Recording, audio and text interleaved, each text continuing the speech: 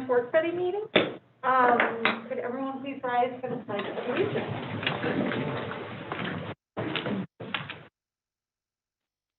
Allegiance to the flag of the United States of America and to the republic for which it stands, one nation, under God, indivisible, with liberty and justice for all. Now we need a roll call. Director Asner? Here. Director Byers? Here. Director Faulkner? Here. Director Hudson? Here. Director Mueller? Here. Vice President Potroff? Here. President Cuneo? Here.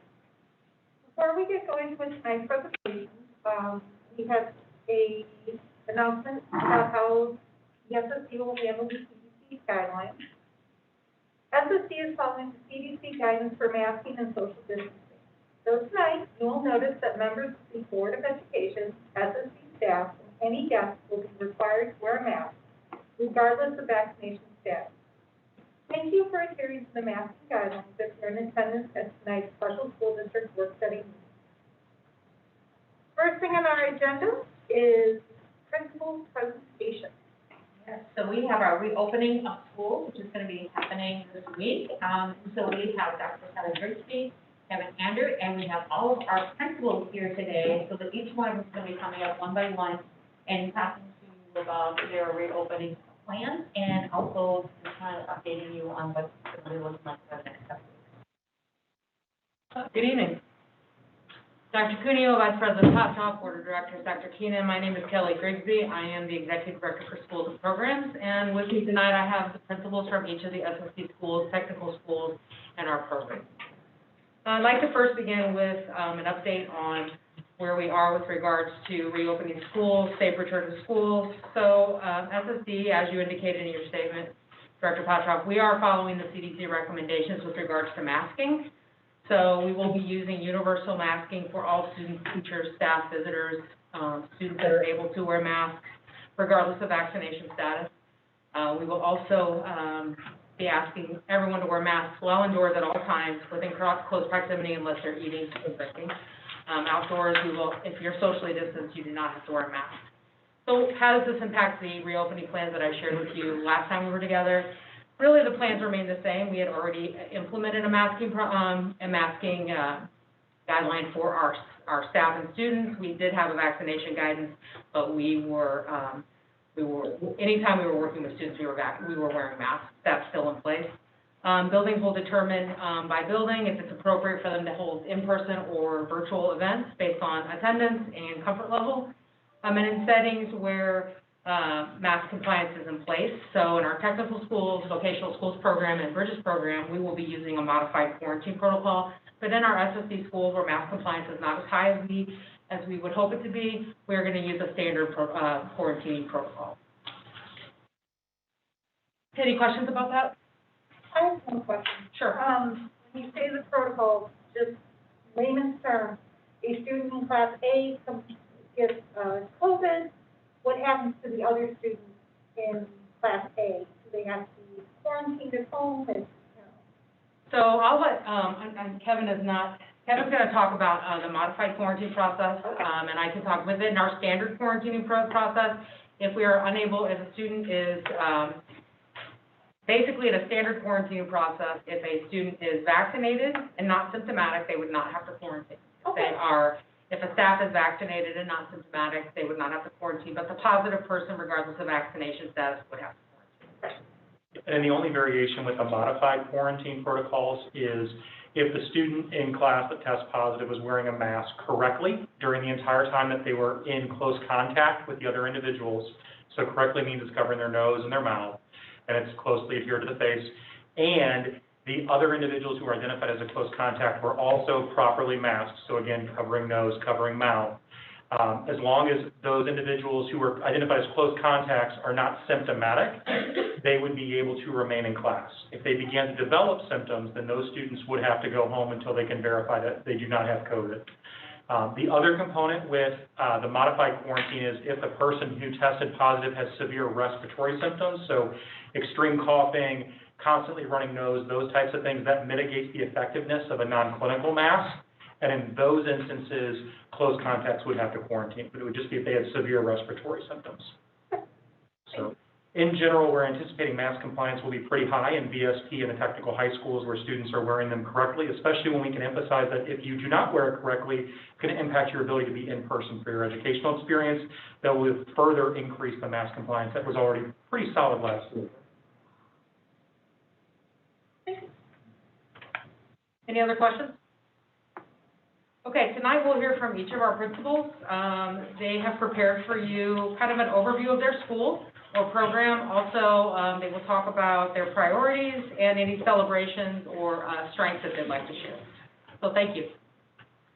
Good evening, Dr. Cuneo, Vice President Sawchuk, and Dr. Keenan and the Board of Directors. I'm Lisa Leonard-Sneed, and I'm the principal of Ackerman School. At Ackerman School, we service students in the Hazelwood, Riverview Gardens, Jennings, and Ferguson Florissant school districts. I'm a kindergarten through 8th grade building, and all of my students qualify for free breakfast and free lunch. We also are a Title I funded school. 25% of my students reside in residential treatment centers and/or foster placements.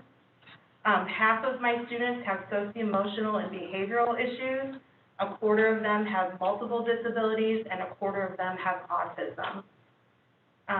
Some of the things that we're celebrating this year at Ackerman are we are starting our restorative practices through a partnership with Ed+.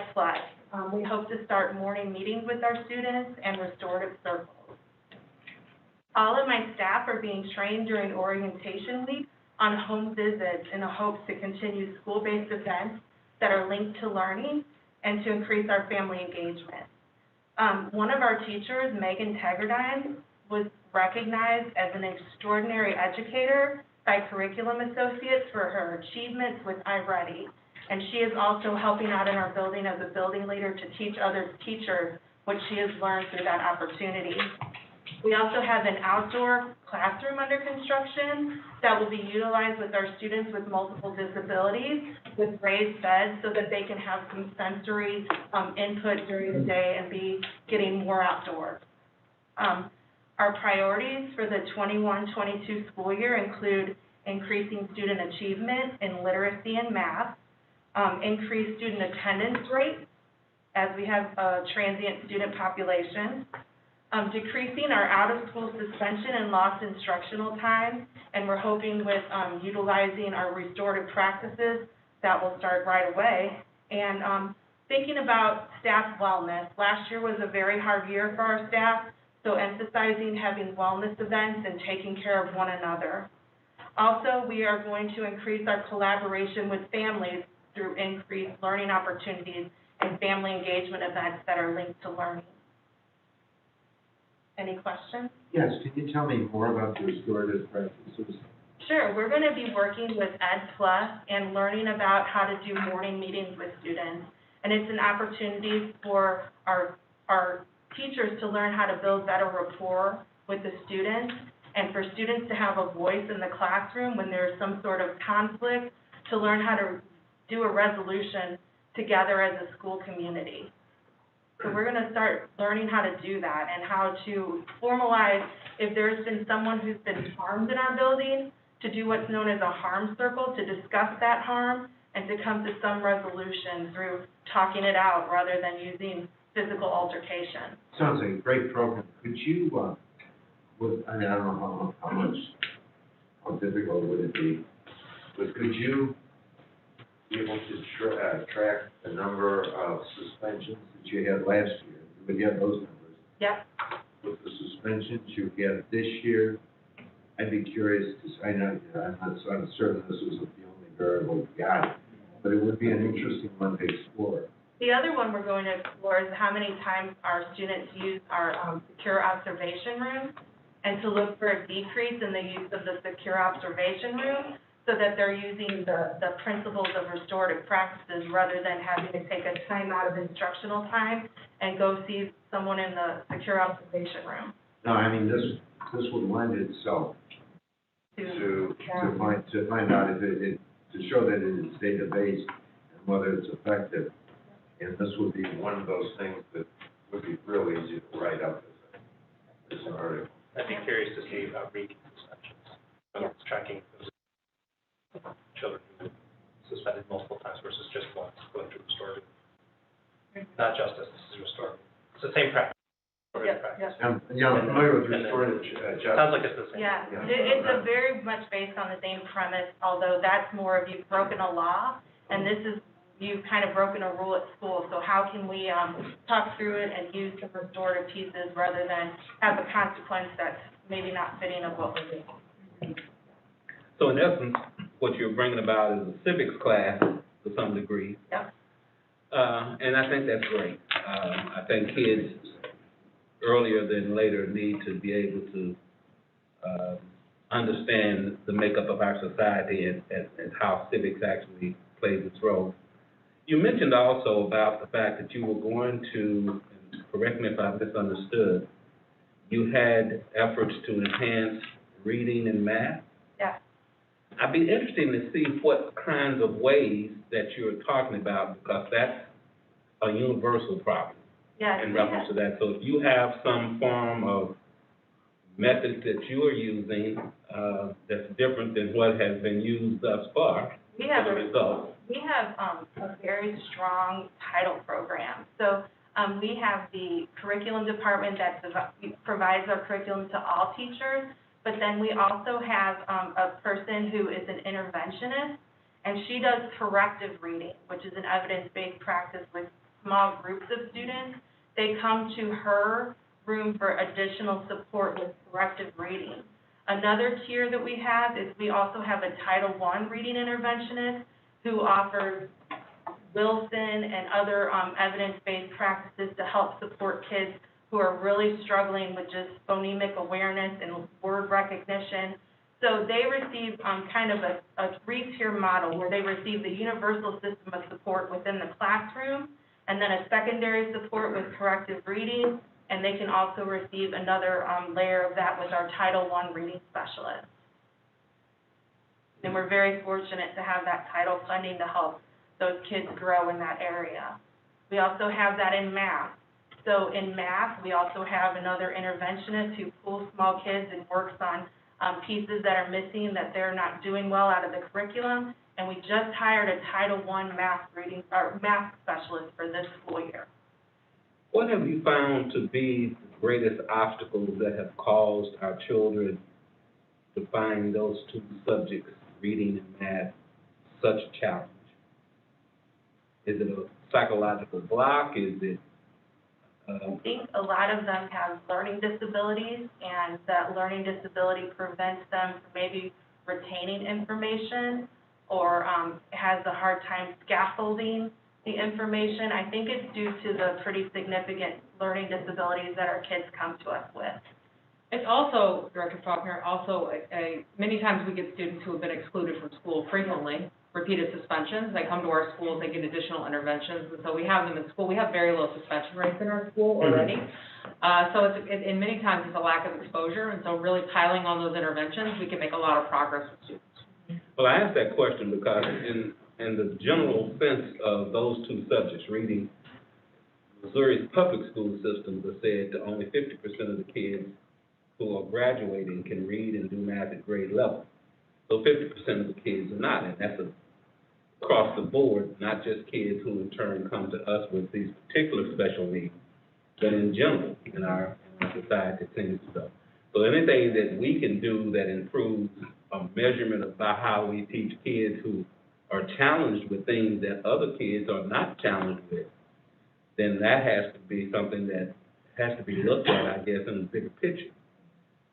We also have to maximize our time with our students because we have a very high mobility rate in several of our schools. You heard Lisa talk about the fact that we have 25% of our kids are in foster care or residential treatment. They're moving frequently.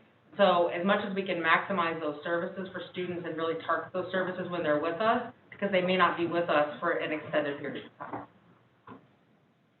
Quick follow-up, don't mind. Good. Is what you described in reading supports a part of the iReady program that Ms. Hagerdyne is involved in, or is that separate? It's a separate program, it's a computer-based program, and it's fantastic. So our kids are doing that for at least 45 minutes, and so they get on, and it meets you where you are. So where you're leveling out at, it pushes you to keep excelling, but it meets you where you are. And it's highly motivating for the kids. They enjoy being on iReady. We've seen significant gains in reading levels since the start of iReady. iReady is universal as well, so all of our students receive instruction using iReady, Excellent. in addition to our curriculum. Yeah.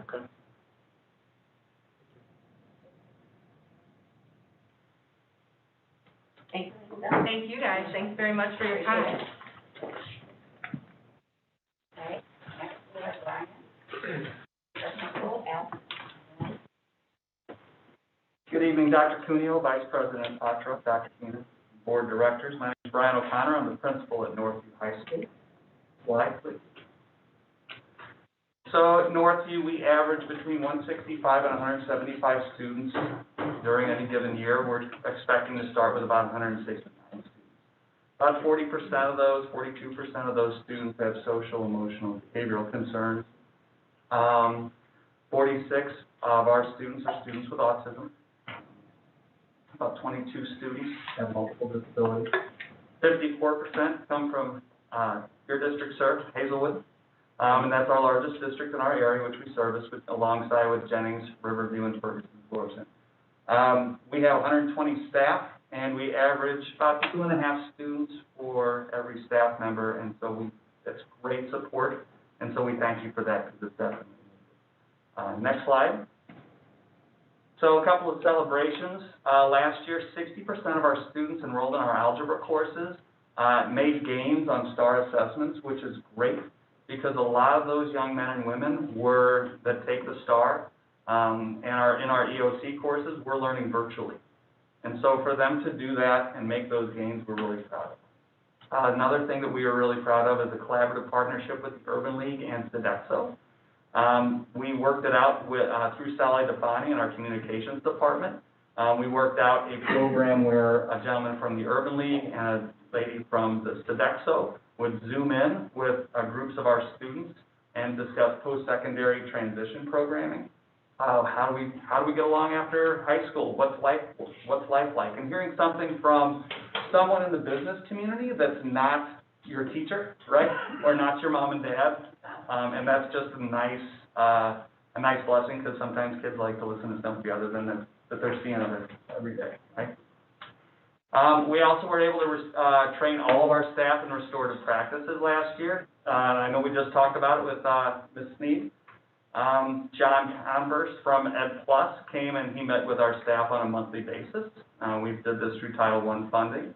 And we were able to train all of the staff and start implementing restorative practices, which has been very exciting. We're going to, and we'll talk a little bit more about that for things that we're going to do this year. We had 6 students participate in North Tech's exploratory program, so they were attending half day at Northview and half day at North Tech. National School of Character. Northview is a National School of Character. We're one of 2 schools in our district, us and Neuwoehner, that have been National Schools of Character for 10 years. This year we were awarded 2 Promising Practices Awards, one for our Marshall Mentoring Program and one for our Equity Breakfast for staff, and that's pretty exciting. And then another bonus and little icing on the cake, if you have not been to Northview and been to the Eagle Way Cafe, I strongly encourage you to do it. During COVID, our kids and our staff worked hard. We received an A+ rating from our health department. And it's an awesome place to eat, and if you're ever in the area, stop by and get your lunch. You can see the kids working, taste a little bit of spectacular food, and now you get to see what they're doing, the fruits of their labors. Next slide. Thanks. So our priorities is to continue implementing restorative practices. Talking to Mr. Converse at the end of the year. Ed Plus is looking at piloting a School of Restorative Practices program, and he had talked to us about being one of the first to help pilot that. So we'll see what that looks like. They haven't come out with that yet, but we are ready to go. We're going to renew our National School of Character status. If approved, we will become one of the longest-standing national schools of character for students with special needs in the entire nation. Every time you become a national school of character, you own that status for 5 years. So our first award was in 2012. We renewed in 2017, and we have to reapply again this year. So the application starts right when we come back, and it's an interesting process. They come in, they go through the school, they interview staff, they interview families, they interview students, and then if we get it, then great, right? Little extra icing on the cake to get the award, even though we're doing the work, and that's what's important. Of course, we're going to try and increase and improve our family engagement opportunities. We're moving from doing things like fall bingo or fall barbecue and spaghetti bingo, more carnival type activities. We're trying to move from that to activities that engage students and parents and learners, okay? Getting the families involved. And of course, improving our post-secondary options for students and families through increased planning and building community partnerships like we're doing with Sodexo and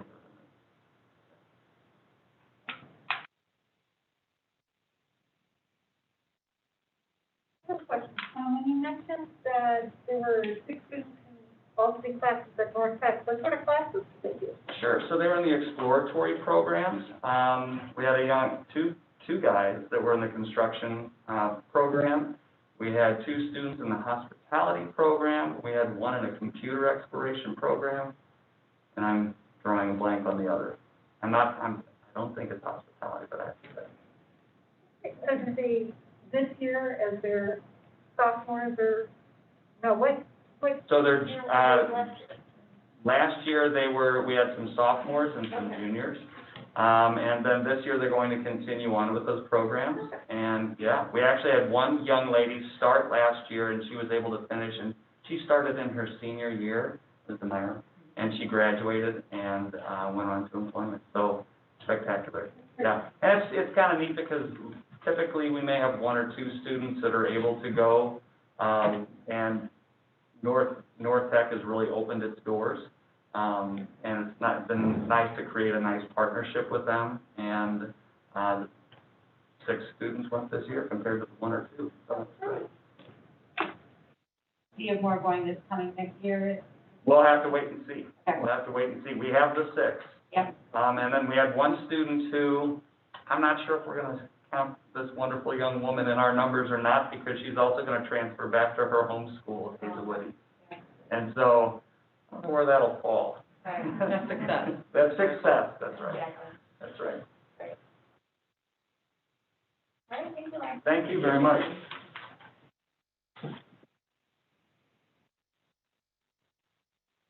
Brooke? Hello. Thank you for having me. I'm Kathy Rush, the principal at Litzsinger School. Next slide. So Litzsinger is an elementary school, K through 8, and we're located in the central region of the county. We are anticipating having 117 students enrolled and attending on the first day of school. You'll see we serve a wide range of districts in the county with a variety of student attendance rates in those districts. So Brentwood being as low as 1 student attending, all the way to Normandy with 19 and Rittner with 32 students in our building.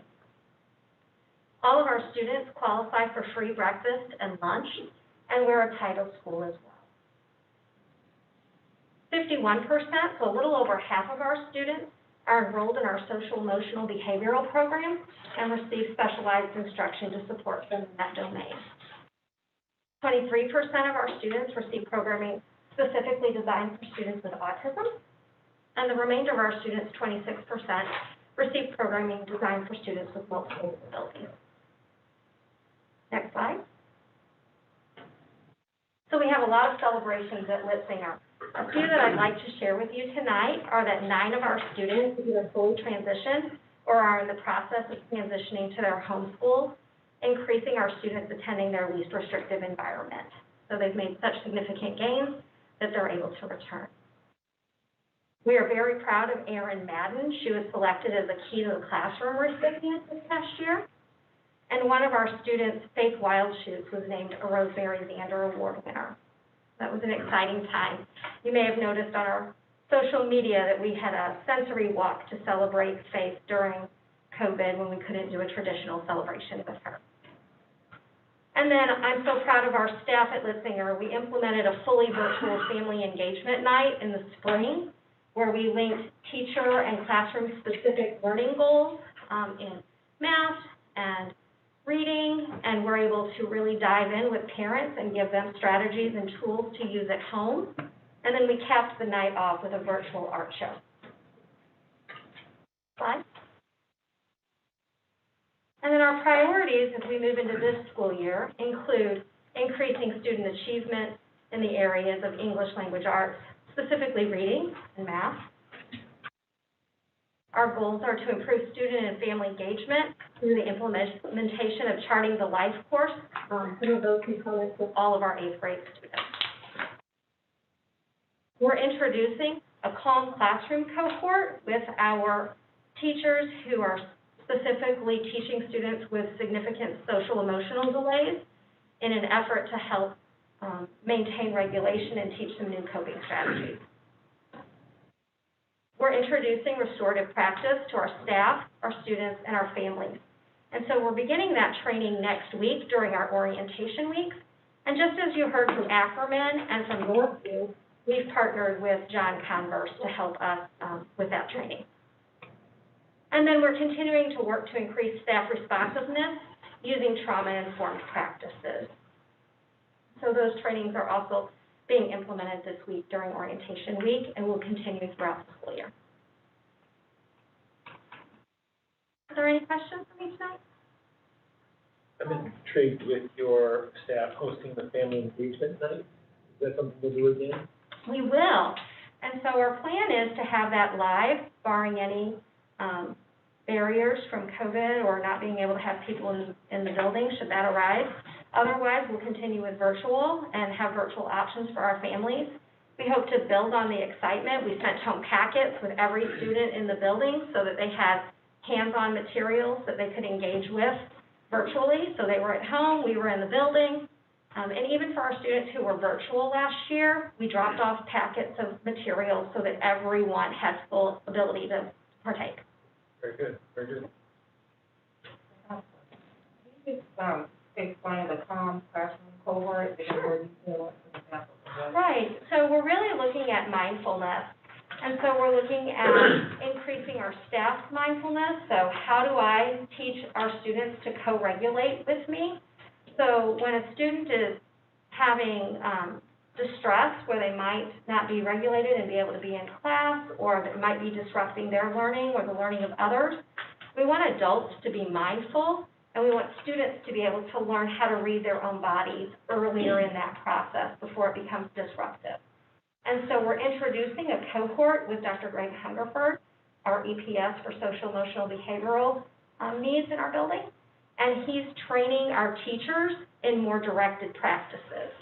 And so they'll be meeting once a month to review those strategies, review those practices, and how do we have mindful moments every day interwoven so that when we need them, students already have those skills to draw on it.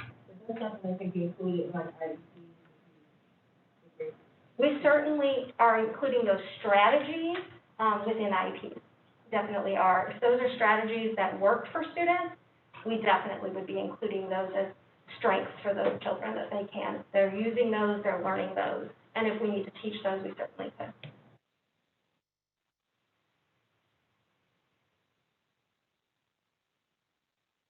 All right.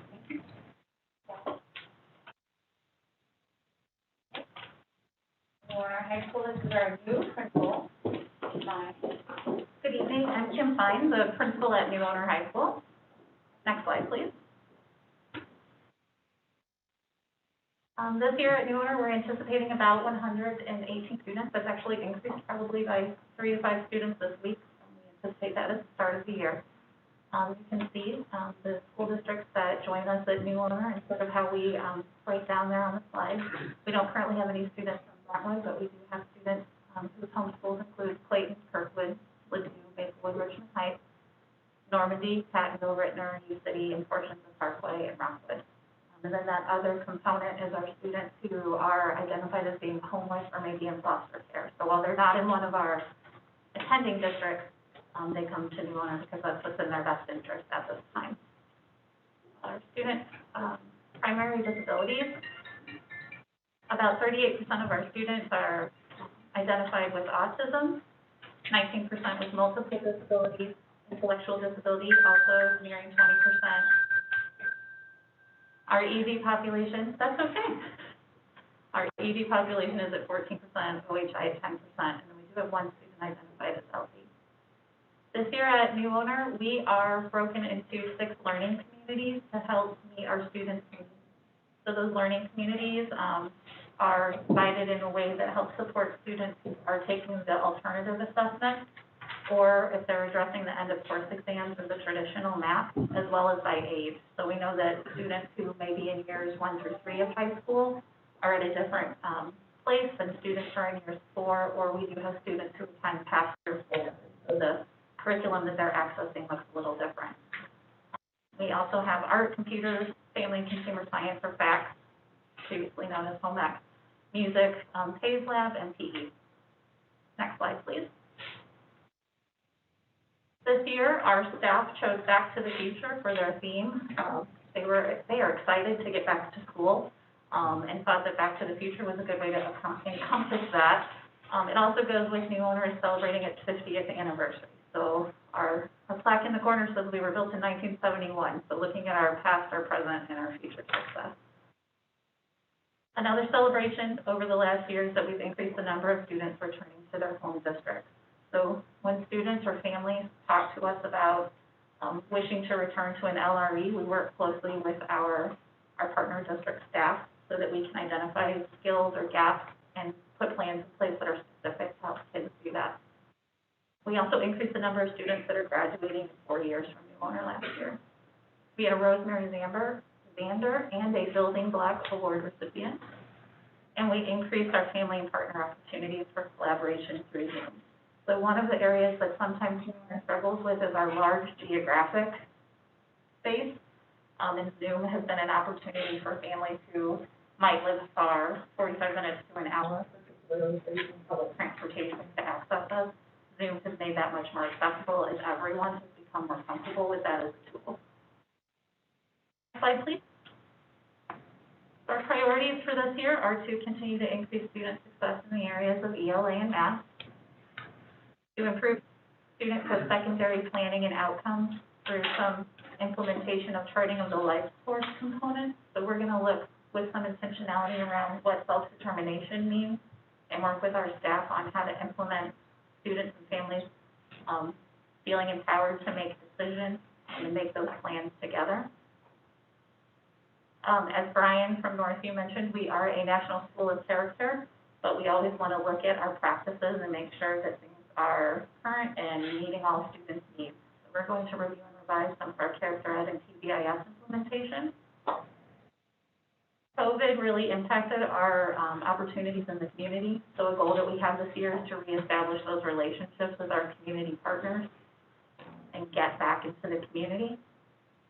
We also are looking at our one-to-one devices. So we do have one-to-one devices for Neuwoehner, and we will be helping all of our teacher-level staff achieve Google Level 1 certification so we can make sure that we're really using those devices the way that they're intended. What questions do you have for me? Can you explain more about charting the life course? Sure. Where do we go?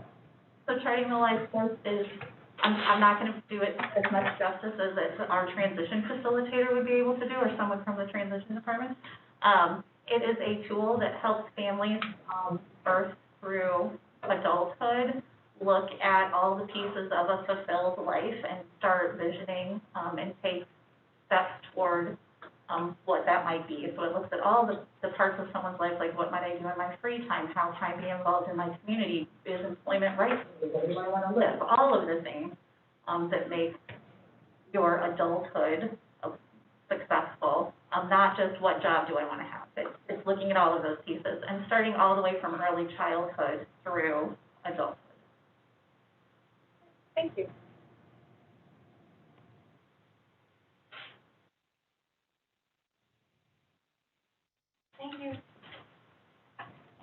Good evening, everybody. My name is Nikki Tedoni, and I am the principal of Southview School. Southview is very special. Southview is the only school in the district that is kindergarten through 21. So we definitely encompass the elementary portion as well as the secondary portion of that South region. So I'm a graphs person, so as you can see on the PowerPoint, I have our attendance areas there and the percentages from which those are, and then also our overall disability categories. So you can see autism is our primary disability within our building at 66%. Emotional disturbance come in second with 42%. Intellectual disability with 38%. And then multiple disabilities with 41%, and other health impaired with 11%. So our overall currently is 48 elementary and 83 secondary students. You can see our staffing below with 134 staff members, 39 teachers, 68 paraprofessionals, 3 social workers, 13 related service providers, and 11 ancillary, and that includes like our one-to-one nurses and our building nurses and people in those type of roles. Next slide, please. So celebrations for Southview. We have quite a few. One that we are very, very proud of, and we've been working on this for many years, has been decreasing the overall frequency and duration of seclusion, isolation, restraint. Why this is such an important goal is then students are in the classroom, they're accessing their education, and we are not removing them and losing instructional time, which our goal is always for education. So that's such an important goal for us. So we have been decreasing in the last, this will be my 7th year there, and every year we've decreased in our numbers. So we're really, really proud of that. The next one is increasing that reading achievement scores on those district assessments. We know that reading is the key to everything, accessing all areas of their academic and just community life careers. So one thing that we're very proud of is all of our students, both on the high school level and the elementary, showed growth even last year in the year of COVID on their district assessments. I'm sorry, not all, 53% in elementary and 56% of secondary students, which we're very proud of. The next is improved staff competency in both virtual and in-person instructional methods. Last year was a tough year for everybody, our students, our families, and our staff.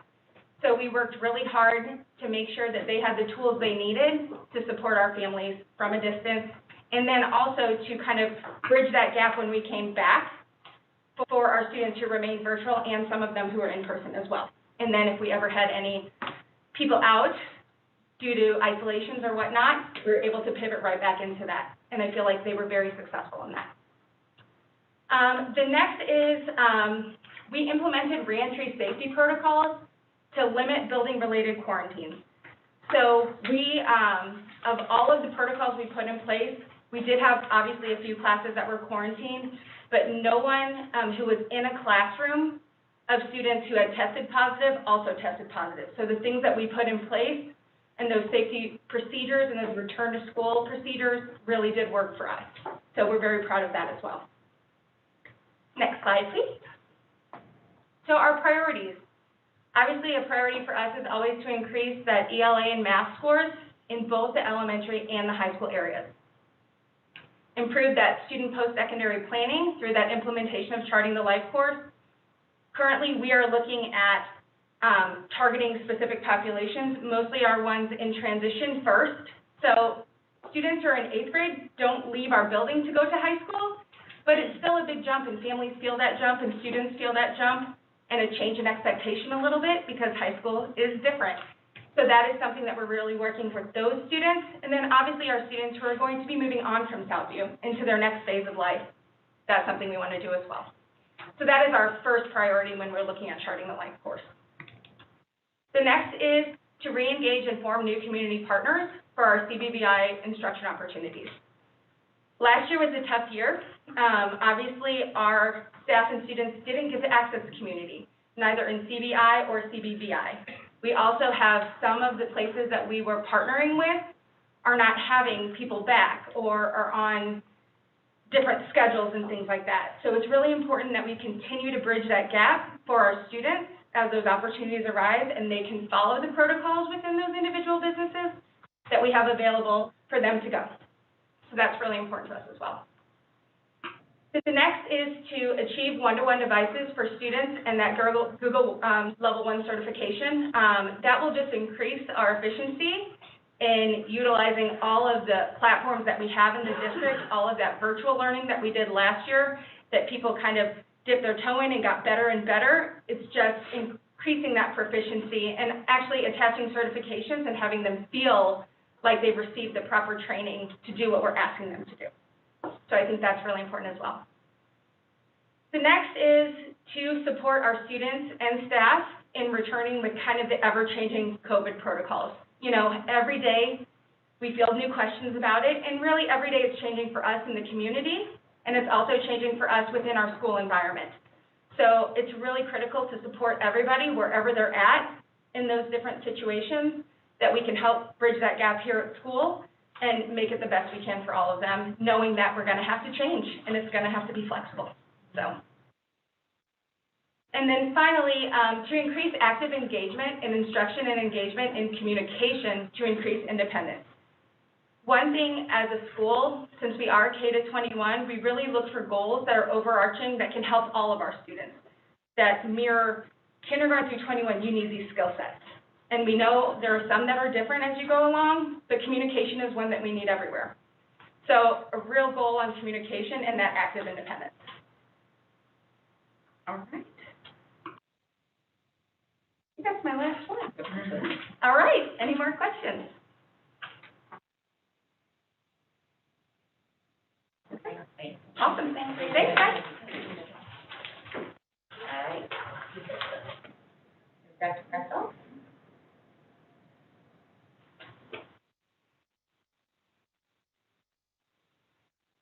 Hi, I'm Dr. Kelly Kressel. I'm the principal at Bridges. Bridges is a therapeutic setting for students in grades 6 through 12. All students are placed at Bridges through the IEP process. We are a county-wide program. Right now, our staffing is 1 principal, 1 full-time social worker, 0.4 counselor. Our counselors share with the courts program. We have 1 full-time nurse, 5 teachers, 5 paraprofessionals, and then we SLP from Southview comes over to provide services to some of our students. Those services are in the IEP.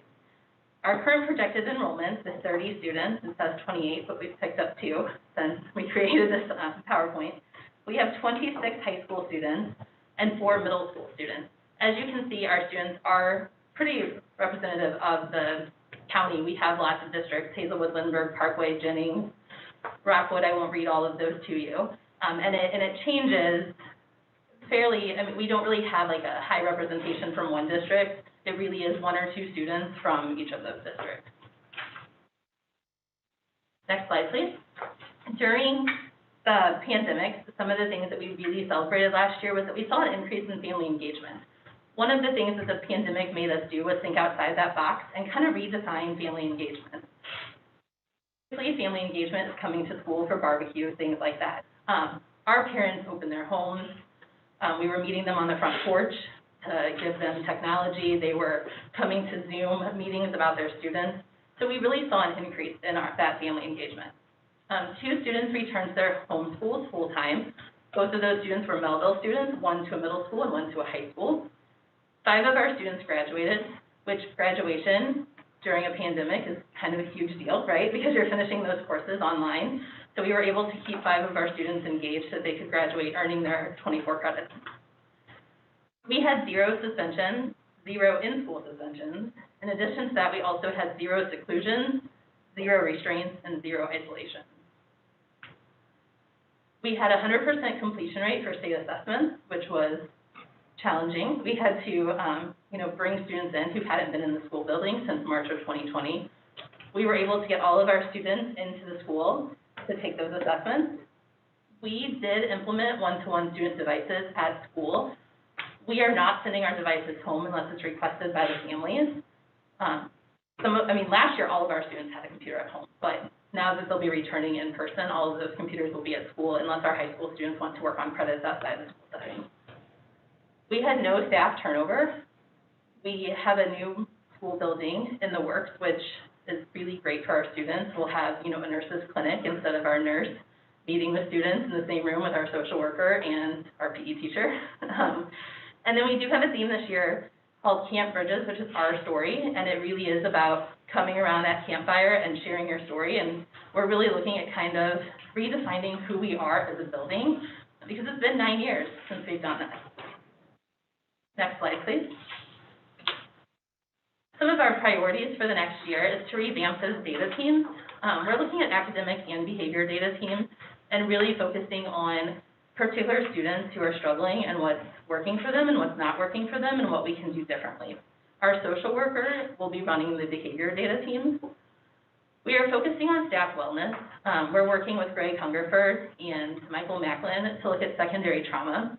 A lot of our students come from environments where they have experienced past trauma. A lot of our students, unfortunately, live in neighborhoods where there is some gun violence. Just a lot of things going on with our students that impact staff, that, the staff work with these students, and then it becomes, how do we help students cope? How do we help them move on? And our staff go home with that. So we're really working on that staff wellness to help them through that secondary trauma. And also a little bit of equity in St. Louis, learning about the community and how different things that have happened in our community have shaped where we are today, and why some of our students do live in those environments and may not necessarily be able to move out as simple as you or I would be able to. We're also looking at increasing student attendance. This is a tricky one for us because our student attendance is not because students don't want to come to school, it's because things come up in their home and life that then impact their ability to come to school. So offering incentives, offering, hey, I'll give you a lunch if you have perfect attendance for a month, that doesn't work for our students when there's a crisis and they have to stay home in order to, babysit their little sister. So we don't want to penalize students for not coming to school. So we're really looking at things like revising our mission and vision, having students involved in that, really coming up with a school mascot for students to have some ownership in the school. A lot of our students, well, all of our students, come from high schools in the area. So they have a mascot, they have sports teams, and then they come to us and they kind of lose that identity with their school. So we want them to have that identity with our school. So one of the things that we really want to do when we're planning for the new building and looking at furniture is having students' voice. And hopefully the more that they feel connected to the school, the more they will be able to want to come to school, and that will increase that student attendance, which will then increase academics, increase behavior, all of those things will come right along with that. We're also looking at improving family engagement opportunities. Again, COVID really made us look at those family engagement opportunities in a different way. So we're still going to have our spring barbecue and things like that, open house, but also just looking at how we can get families involved that may not require coming to school. I mean, we have students in Hazelwood, Ferguson, Florissant. Their families do not have the means or even, honestly, the time to come to school for after-school activities because of, they have to work or they have to take care of students or their children at home. So really just looking at getting some input from our families at what would be helpful for you. One of the things that came up in the last couple of years was we realized our middle school students, their families really didn't understand high school credits. So our counselor met with every family in our building to just explain what high school credits look like, how many do you have to earn, what areas do you have to earn them in. And that's family engagement. It may not look like an open house or a barbecue, but it's engaging those families and giving them some information they need. We're looking at increasing and improving our home visits. So last year, we made home visits. They were, of course, on the porch, sitting a computer down and then backing away and waving to our kids and having conversations. So this year, we really want to make those home visits more meaningful, really, getting to know our families better, because now it feels like they're more open to us coming to their home. We're also looking at decreasing instructional time loss. Our students, we have a lot of students that come to us with school anxiety, with past trauma that does impact their ability to stay in the classroom. So they need space. They need to go to our responsibility room to spend some time in there to decompress. But we're looking at trying to work with them with trauma-informed practices in order to process what happened and then to get back into the classroom. And we're also looking at using our paras more wisely also. So if a student needs time, do they really need to go to the responsibility room, or do they really just need to go to a different setting to work one-on-one with someone? And then looking at increasing student achievement in literacy and math, where our students come to us with lots of holes in their academics. They've missed school because of suspensions, because of hospitalizations, because of different family situations. So it's not that they're not able to understand the material. It's really that they have those holes. And in something like math, you have to fill those holes in order to learn those skills to move forward. And of course, increasing that attendance will help increase those achievements. What questions do you have for me?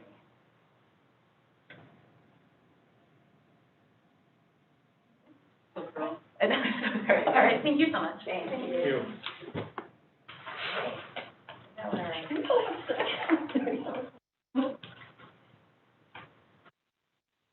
Good evening, everybody. I am John Miller, the principal of the St. Louis County Court School Programs.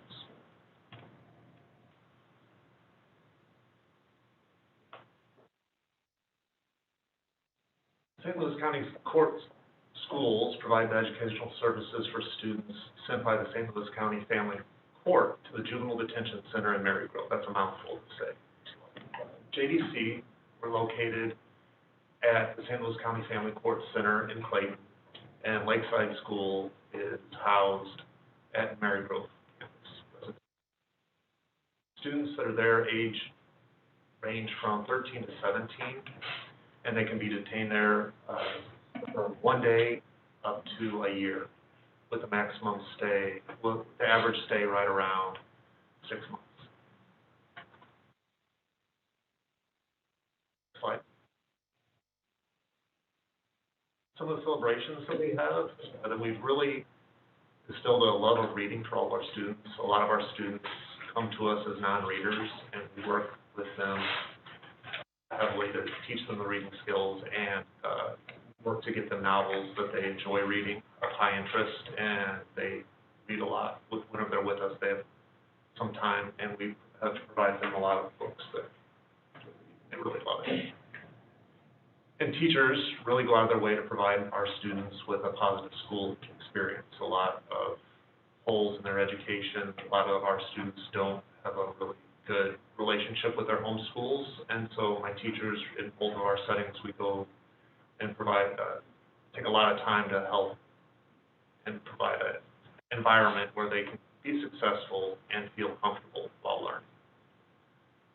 Other celebration that we had is we had a really strong collaboration with the Family Court and Marygrove Center to provide the students with the virtual and in-person instruction during COVID, which was a very challenging time with a lot of agencies working together to help provide those services to our students during that time.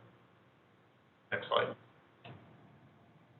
So the priorities that we're going to be working on this year are we're going to continue to increase student STAR reading and math scores, continue weekly contact with families and the deputy juvenile officers, going to increase collaboration time between Lakeside and the JDC teachers, get our PBIS, positive behavior intervention and support systems back up and running after we've been out of the buildings for so long. And then teachers are going to be working, and they've already started working with the curriculum coordinators on the best practices. And we've been setting the stage for that. They've been back in session, my teachers, for the last month now, and we've already hit the ground running on those. Any questions? Yes. How do these kids do when they go back to their home school? We try to get them back in person, and that's one of the areas we're trying to work hard on, is getting them back actually enrolled in the schools. Do we have a follow-up of We do. what percentage go back? We do. There's I believe, a 90-day follow-up that we can get, and I can get that information to you. And I am guessing that school attendance would also be mandated as part of their probation. I'm guessing They try the best they can. That is part of their, when they're adjudicated or the charges are released. Sometimes whenever they leave us, all their juvenile charges have been dismissed, and so they no longer have involvement with the courts. And so they try to get them enrolled in school to the best of their abilities and help the families. And I've been trying to help the families navigate getting them back enrolled in schools. it would just seem, and again, I'm just guessing.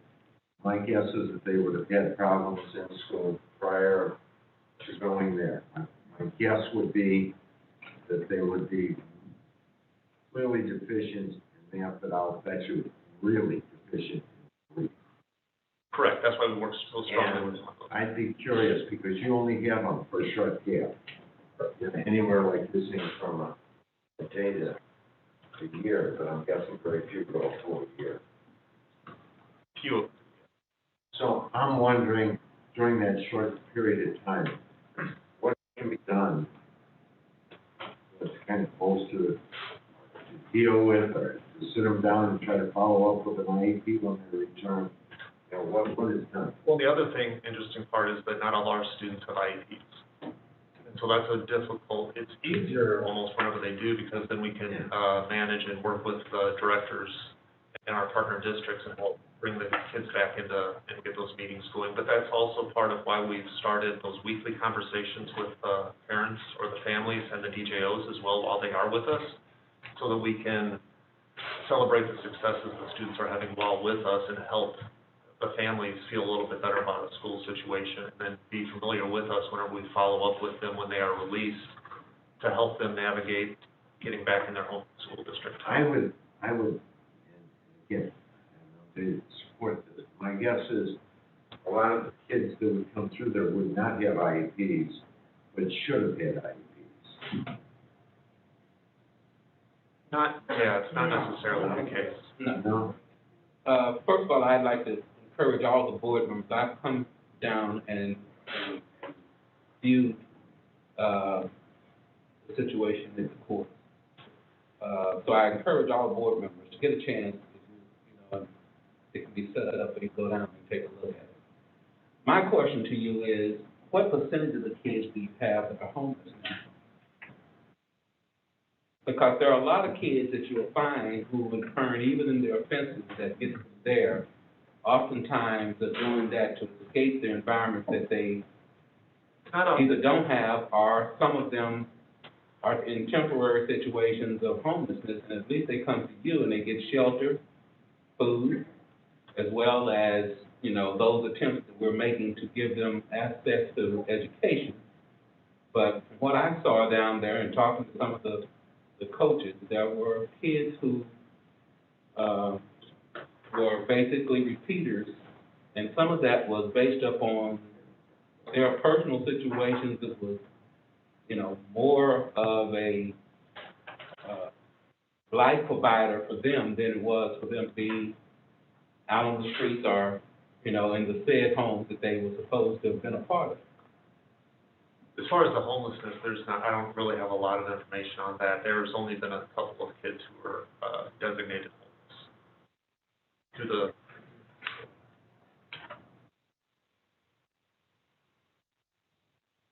homeless. Maybe you should look at that. I know that homelessness has a couple of definitions that we think of in terms of homelessness, but there are kids who leave home, or what we would believe would be home for them, that is not home for them.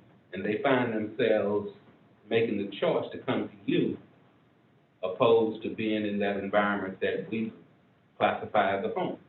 That's a really good thing to look at. On a related note, I'm curious about counseling services, supports for these kids. How would you characterize that? Both coming in and transitioning out, do they have an individual that sticks with them?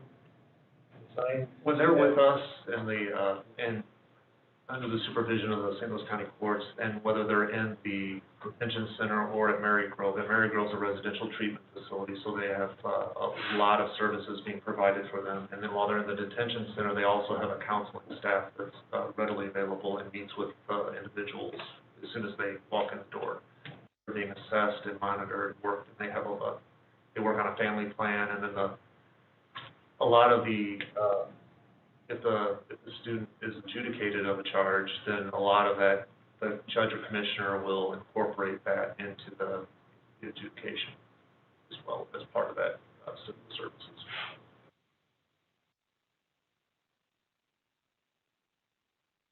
Any other questions? Thank you. Thank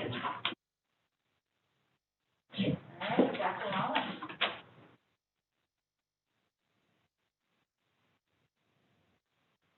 Good evening, Dr. Cuneo, Vice President Petrov, Board of Directors, Dr. Keenan, I apologize. I'm Dr. Rhonda Wallace. I am the principal of North Technical High School. Next slide.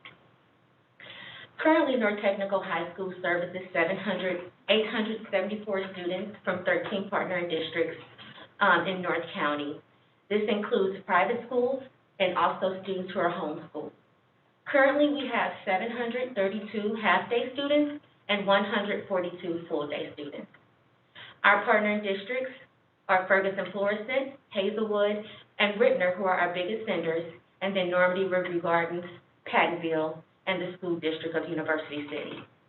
Currently, we have 51 teachers at teacher-level staff members. I have 5 teaching assistants and 3 support staff members. North Technical High School celebrations include welcoming and celebrating our new fashion teacher, Ms. Darnisa Darden. Also, the beautiful completion of our main entrance construction. And we also celebrate our sophomore exploration program that is at capacity in the morning and almost at capacity in the afternoon. We also celebrate our 100% graduation rate. Next slide. Some priorities for North Technical High School this upcoming school year include a focus on student success with the implementation of data teams and also a keen focus on instruction. We also are integrating some CTE programs, which includes technical writing, zoology, and construction geometry. We will also prioritize our family advisory. Next slide.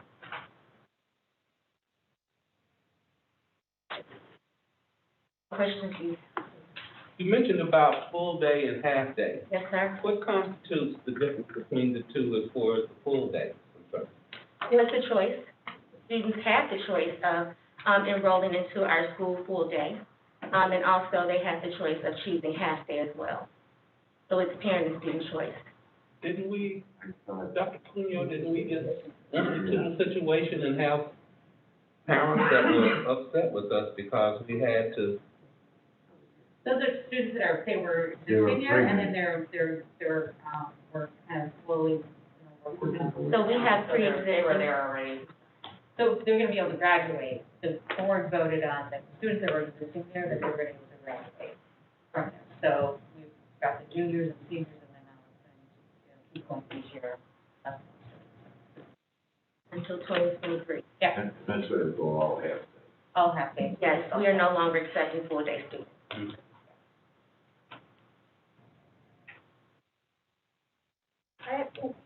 Yes.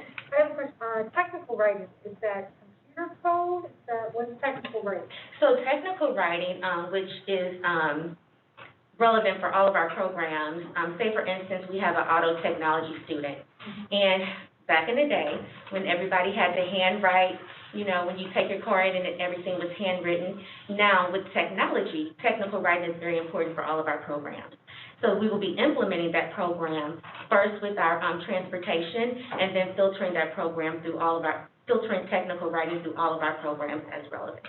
So it's like learning the computer programs that apply to your area of focus. Yes, ma'am, as well as the software that goes around that area of focus. Okay, thank you. I don't have a question. I like the integration. Our two sons would rather do two of those. Absolutely. And you survived the first year. I survived my first year. Yeah. And I appreciate the support, and I am looking forward to a great second year. Thank you so much. Thank you. All right, yes, I'll check, Doctor.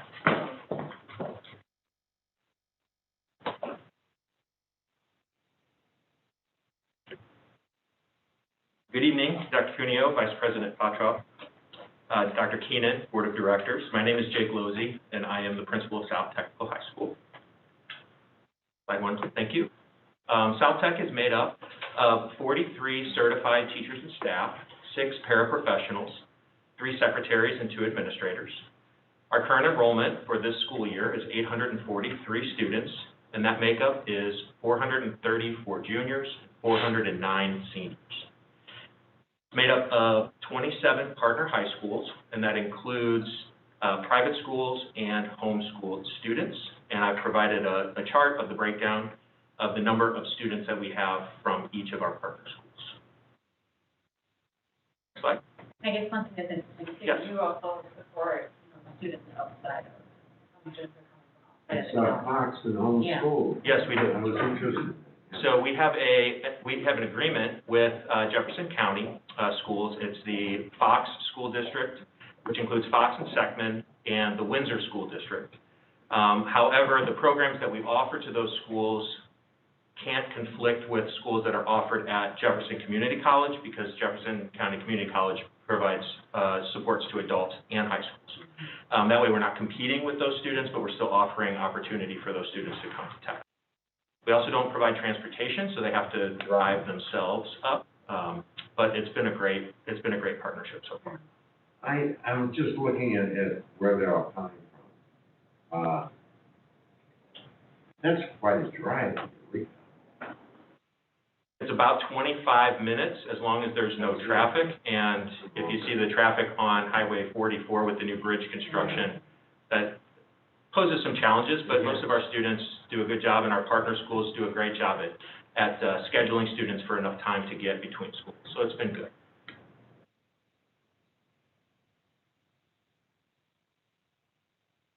So some celebrations for South Tech. We're celebrating a 92% MSIP placement rate from last year for the 2020 school district, which is great. We continue to show strong enrollment, and of our 19 junior programs, 20 programs are at 100% capacity. 15 are at or above 90% capacity. We're also very excited about the major construction project that has started this summer. We are so grateful for the investment that the board and SSD has made in South Tech and our campus. We're also engaging in the thoughtful redesign of our special education programming, our academic programming, and our guidance programs at South Tech. Next slide. Our goals are very similar to North Tech, but the two main focus that we have are student success and positive stakeholder engagement. Some of the strategies to attain these goals are to measure and support positive post-secondary placement, credential attainment, and the CTE certificate achievement. A redesign of our internal stakeholder engagement surveys to help us better understand our approaches to school and program improvement. We want to reimagine our data teams so that we can thoughtfully and thoroughly address student, school, and program needs. And then we also want to track and focus our instructional improvement to support positive student outcomes, including things such as attendance. Any questions? I'm sorry, I've got a question for everyone. I apologize. Can you describe what MSIP placement is? Sure. So that's MSIP, the Missouri School Improvement Plan. And one of the ways that they demonstrate positive placement for CTE centers is for us to measure our 180-day follow-up. So we look at things such as employment and whether employment is related or unrelated to their technical program, post-secondary placement, so that would be universities, tech schools, and if they're related or unrelated, they also look at military service and other job placements that may not be related. So it's only for the graduates? It's only for graduates, yes. So it's 180 days after graduation. So roughly what students are doing in October or November.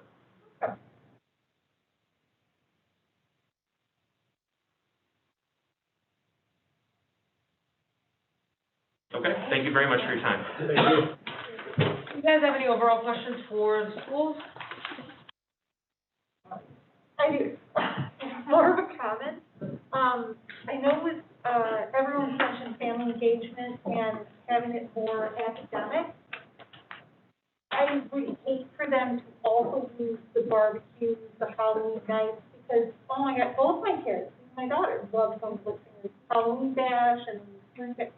So We have to find a balance between linked to learning and also making sure we have social opportunities for our Yeah, students. in a non-COVID Absolutely. world. Yes. But somehow keeping going, I guess, you know, I don't know.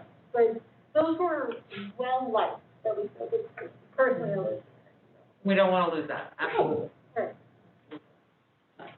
Anything else?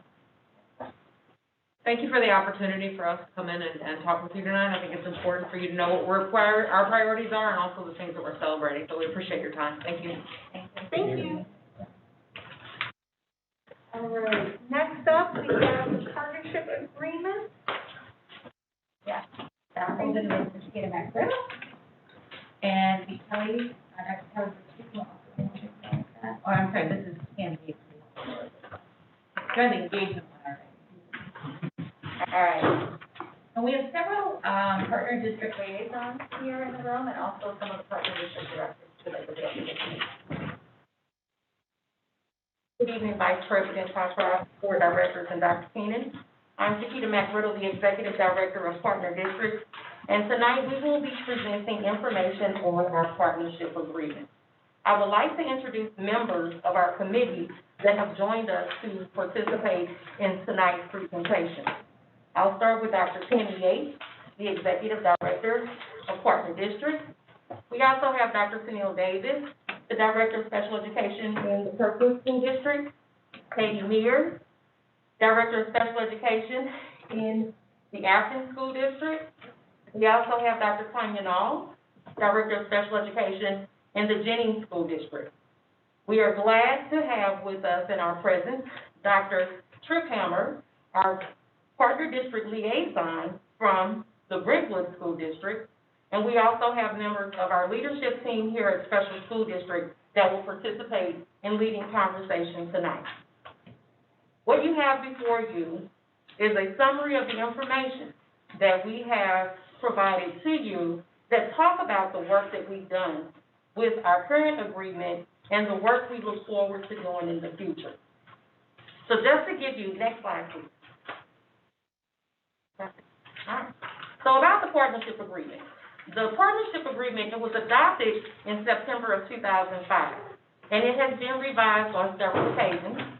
This tool was developed to assist our directors working in our partner districts and our partner district liaisons with having mutual relationships to focus on collaboration, responsibility, and goal achievement. The current agreement is comprised of 10 categories: staffing, professional development, clarification of responsibilities, student services, collaboration to enhance continuous improvement, access to student data, transportation, technology, space allocation, and career tech education. Through our work to strengthen our partnership, we have received feedback from many of our stakeholders, including members of our school board and our partner districts, as well as members of our school board members here at Special School District, as well as, most importantly, our liaisons, our superintendents, and our directors of special education. So we wanted to ensure that we captured those voices collectively. And through this process, the outcome of this committee was to review the current partnership and to capture those thoughts from the perspective of each of those individuals. If you can go back to the previous slide. Thank you. So the stakeholders that participated in this process included our partner district liaisons, directors, again, board members. We were glad to have Dr. Cuneo as well as Director Tiffany Hudson join us on this committee as well. And we thank you for your time and efforts to support us in the completion of this agreement. Next slide. So as we continue, the members of this committee, it was comprised of about 42 members, 13 district level leaders, 17 partner district directors, and 10 partner district liaisons. We met on 4 different occasions, and the members of this committee, they all joined subcommittees. The committee work was completed through a survey to inform of what components of the current partnership agreement that we wanted to consider maintaining, those items that we felt were important to remove, but most importantly, items that we felt that we needed to consider additionally. So each subcommittee provided a summary of that information to the larger committee after each meeting. And at the end of each meeting, the members were able to share additional information and feedback to support the subcommittee work. Next slide. Each committee reviewed the feedback provided via the survey. We merged categories for intense focus, and we revised each category. So initially, I told you in our current partnership, we have 10 categories, and our proposed partnership will now only have 7. So we were able to combine some of those categories because as we entered into this work, we were able to realize that a lot of these categories were redundant, and the information would support us in other areas collectively. And that's what we've captured through this new partnership agreement. Next slide. I will now have Dr. Tennille Davis join us to talk about the work of the subcommittee for staff. Thank you. Good evening. Thank you for having me. Again, I'm Dr. Tennille Davis. I'm the new director for special education in Kirkwood. I had the pleasure of being a part of the staffing subcommittee, and we looked at each of the items and came up with the following after much conversation. We even met outside of the 4 times that were allotted to us because we felt like this was a very important topic that required a lot of discussion. So we just determined that SSD and partner districts will collaborate in the selection, supervision, and evaluation of staff, including teachers, paraprofessionals, and others as appropriate, and that includes obviously our directors, area coordinators, principals, assistant principals. We will share partnerships and collaborate around potential alternative staffing models, as well as collaborate around scheduling and staffing allocations to ensure equity, transparency, and understanding of the decision-making at the district and school level. Collaborate at the district and school level to identify strategies such as climate and culture and engagement to increase staff retention. To review collective bargaining agreements annually, as well as work, SSD and partner district administrators would collaborate on the identification of performance-based evaluation components and to help determine a plan should a need arise if there are performance issues with staff. Questions might you have for me? This would be evidenced by, thank you, next slide please. This would be evidenced by teacher retention, or teacher fill percentage, parafill percentage, as well as district and partner district internal transfer rate and new district teacher retention. And additionally, we will allow our partner district liaisons and our directors in each partner district to consider other areas as evidence, items to have as evidence as well too. We wanted to have those universal pieces, but we know as partner districts work collectively, there will be more areas where they may have to have that input. Are there any questions with regards to staffing? Thank you, Dr. Davis. We will now focus on teaching and learning, and we will have Dr. Molly Bowden to provide updates in this area. Good evening. Our subcommittee was teaching, learning, and accountability, of which Director Hudson was also part of our committee. Thank her for that. Our first area that we're looking at is around the integrated tiered model that we've worked very hard with partnering with our partner districts, mainly the curriculum folks in those districts, to develop those models to support all students, and looking at where some gaps may occur, and then creating professional learning plans around that. And we'd like to continue that focus and collaboration efforts. The second piece that we looked at was professional learning opportunities. We are so fortunate in SSD to have a lot of resources to provide a lot of professional learning opportunities, not only for our own staff, but also for our partner district staff. So I want to continue that collaboration and support. The next area that we looked at is providing professional learning to staff, general education staff, around special education and the processes. And that would include things like care teams, those things we do, the supports we give students before they become a part of the evaluation process. So making sure we're helping to support and strengthen those opportunities, and also providing support for general education staff to be an active part of the IEP team. And so providing that annual support for general education staff in order to better support all of our students. Next slide, please.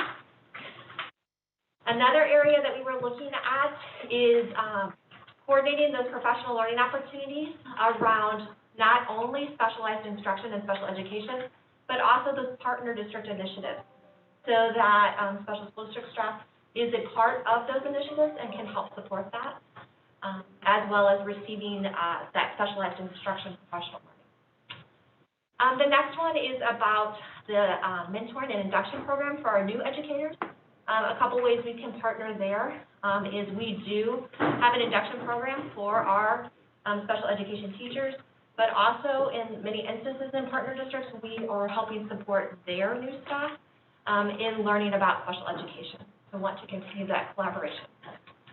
And then as far as materials and instructional resources for general education curriculum, making sure that special education staff have the same access to those materials as our general education counterparts. And then looking at SSD providing those specific intervention type programs for students who might need more supplemental or more intensive supports around instruction. And then lastly, looking at the shared responsibility between special school districts and our partner districts in assessments, data monitoring, and student achievement, and those accountability measures. Some evidence pieces that we will use for this are the number of trainings and the types of trainings provided for both special education and general education, as well as when folks do participate in those professional learning opportunities, their evaluation results, how effective those were. And then jointly developing those professional learning plans to address both special education and special ed instruction, as well as those district needs and career and technical change. Questions, Mike? I have been talking about our coordination with our district. And what came to mind is, I'm sure most of us had some school of thought as these Olympics. When we found that many of our, or several of our athletes expressed back that their mental capacities were being challenged. I can envision that that is not going to be the last that we hear of these kinds of concerns. Are we in a position or prepared to be able to offer those kinds of services to the needs of many of our community people here? Couple that with the fears that have been brought about with COVID, and then the pressures that comes with attempting to carry those particular needs of accomplishment. Okay? A lot of kids are finding themselves stressed because through some type of accomplishment at an early age of high school that maybe we took for granted when it came down to being a good basketball player or a football player or something, but many who find themselves with few options. And it does create a deboggle in the mind in reference to what am I supposed to do now? How do I go about dealing with this? You know, I've got an environment at home that has expectations. I have other people that have expectations. And I'm just a kid who happens to like doing this or playing this game or whatever. But yet, I know that this is something that allows me a chance to maybe have opportunities that otherwise I wouldn't. So those kinds of things I can see are going to probably come into our midst more so now that it's been acknowledged from a professional standpoint. So, my question is, have we thought about that? Are we in a position to be able to aid with that?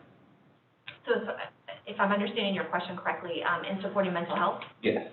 And so I would say yes. I think we have several initiatives in special school districts. We have 2 trainers for youth mental health first aid, and we just actually did a training this summer I think we had 2 cohorts go through, which were about 60 staff members, to support them in the practices of mental health first aid, which is, I liken it to, first aid. They teach you first aid. You may have taken a first aid course, and really it's you're providing some preventative or some support techniques until a medical professional can get there and take care of someone, and it's the same concept with mental health. And so it trains folks to identify early warning signs. It trains them how to support students, and then how to connect them with services, with professionals through our social work, through our counselors, through outside agencies if needed, to support them. I think another thing that we have, in which we have had several partner district folks take advantage of, is also staff mental health. One of our social, emotional, behavioral effective practice specialists, or SEB-EPS is what we often call them, actually ran, in collaboration with one of our multi-tiered systems of support facilitators, they ran mindfulness virtual courses in which staff could log in and participate, and they had a cohort that went all last year.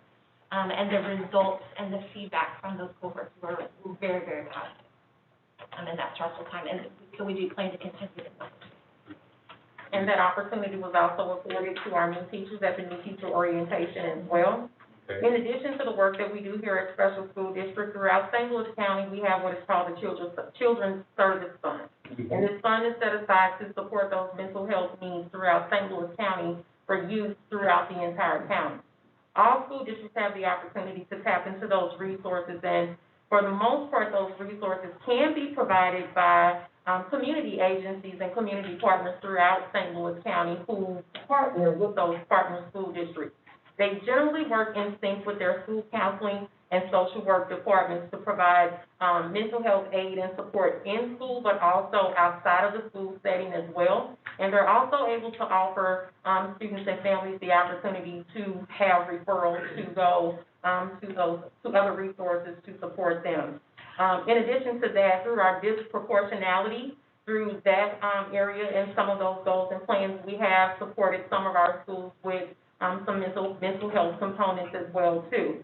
And as Dr. Bolden mentioned, ensuring that our staff, our special school district staff and our partner districts, that they understand those aspects. They generally go through those trainings in partner districts as well, and they work in sync with those school professional counselors and social workers to ensure that we're supporting student support.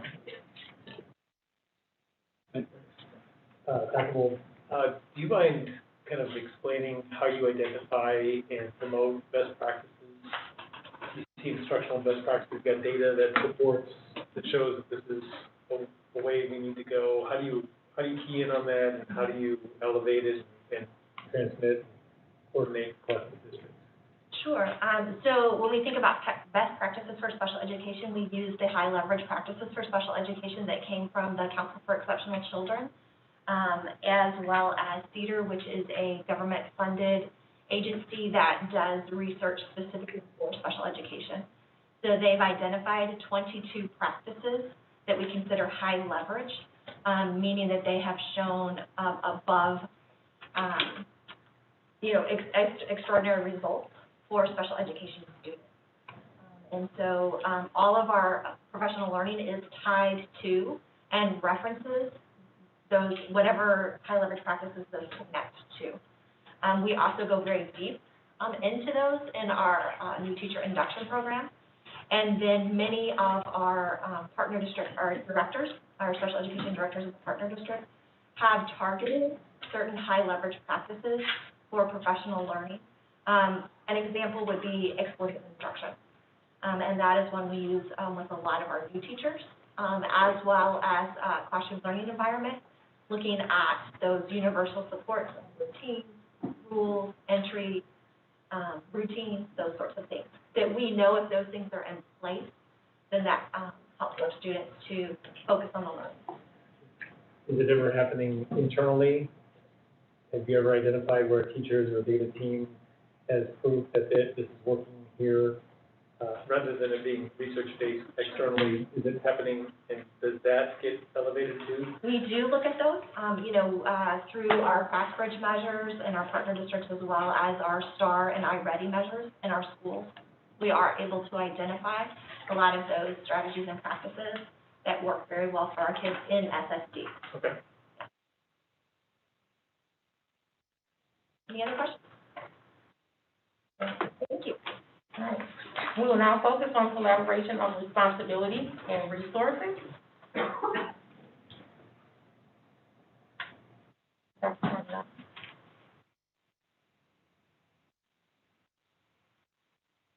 Good evening.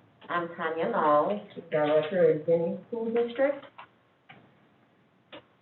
In the spirit of true collaboration, the Collaboration of Responsibilities and Resources Committee focused on the importance of equal accountability for implementation of the components of the partner district plan and measurable outcomes.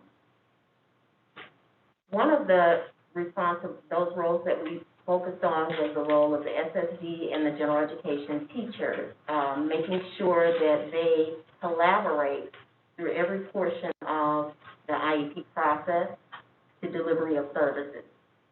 Referral and identification of students, the IEP process, planning and participation in IEP meetings, provisions of supports and services is documented in IEP. Students in crisis, making sure that they're collaborating in that area, and in communication. We also looked at the role of the SSD and general education teacher, the school site, the coordinator of special education, and principals to ensure that they follow processes and protocols for situations in which the IEP and evaluation teams are unable to reach consensus or agree upon a plan for a student. To ensure alignment with the assurance document, SSD coordinator and building principals will partner to ensure that equitable space is allocated for special education programming and personnel. We felt that that was important to make sure that we are adhering to students with IEPs being served in equitable space as typical students. The Director of Special Education and Liaison, they have a key role and wanted to make sure that they're assessing the needs of the materials in the district, instructional resources and technology for general education, curriculum, so that it may be implemented in the general education setting and a special education setting as well. To ensure that we're supplying specialized materials, assistive technologies, to address the unique needs of students and needs that address disproportionality. Next slide, please. The Executive Director, the SSD Director, and Partner District Superintendent partnership to make sure that we are addressing every domain category in the partnership agreement, and that those domains are considered as we're creating our strategic plans, not just on the SSD side when we're doing our region plans, but that it's in the partner district CSIP plan. The Executive Director, SSD Director, and Partner District Superintendent, or the designee of the superintendent, will assess the collaborative relationship annually and provide support to enhance collaboration as required. We will also make sure that we're conducting those annual reports to the SSD Board, the Governing Council, and Partner District Board of Education on the partnership agreement process and components of as requested. Give me an example of the components that would be requested. So if the partner district is looking at curriculum, and there's a need for them to share information on curriculum that is adopted with the board, the liaison and the director will be there together so that we're able to speak to the curriculum that's being implemented or recommendations that are being made to adopt curriculum. Okay. So in other words, before each district, before they sign this, they will fill that out if they have a specific, and we can't leave that blank for they don't sign it. So does each Who decides what to put there? Each district has their own map out. Okay. And then, we've got it for, I was just talking about Boston, they have a 45-page document with the outlines on there. Okay, so on number 7, We have all those. they will in turn put in what they want specifically.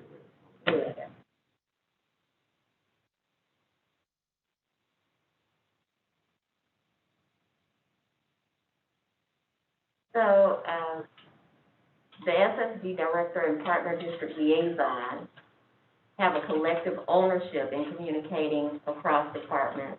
That means communicating with PETA, the Parent Advisory Council, within SSD and the partner district. That is a joint responsibility of the SSD director and partner district as we are recommending. Next slide, please.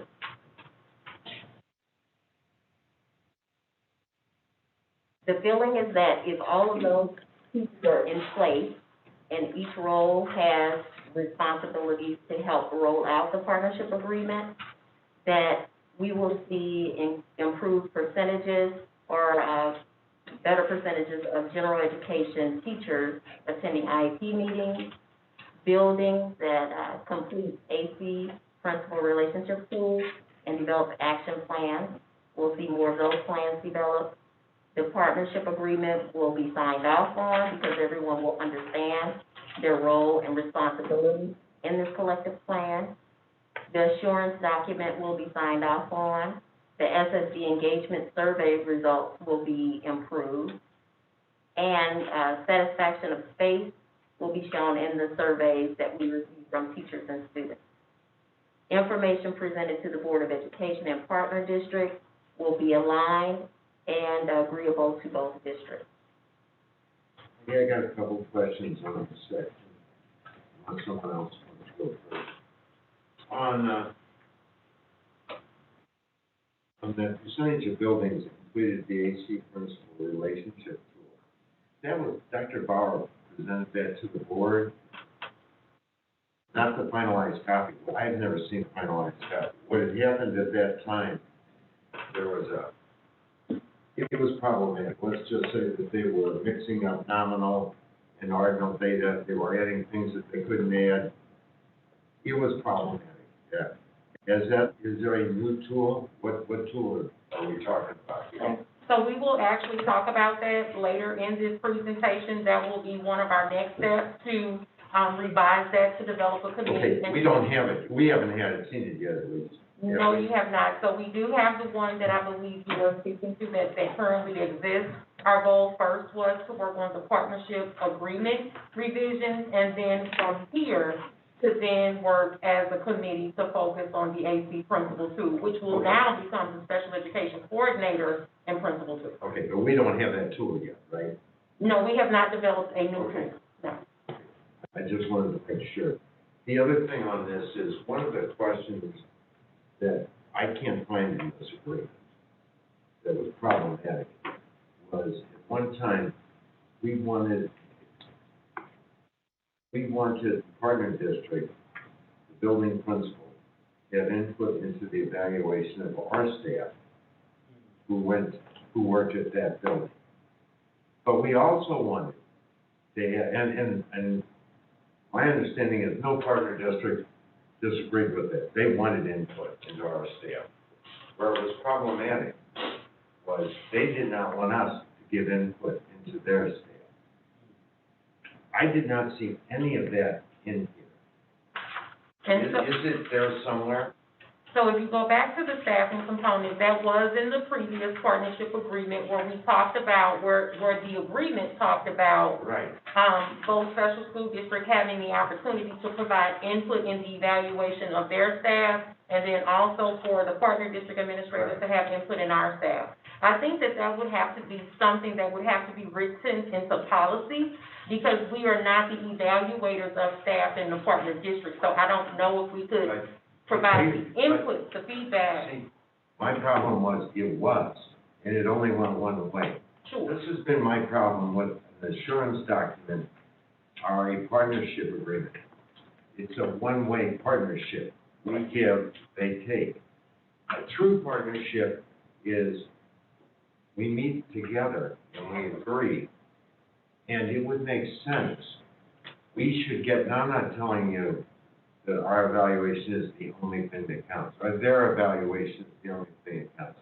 But it just makes sense to get more data points. And I would think that it would make sense that they would get information from us on their staff, and we would give information, and they would give information to our staff, we would give information to their staff. I would think that should be in this agreement.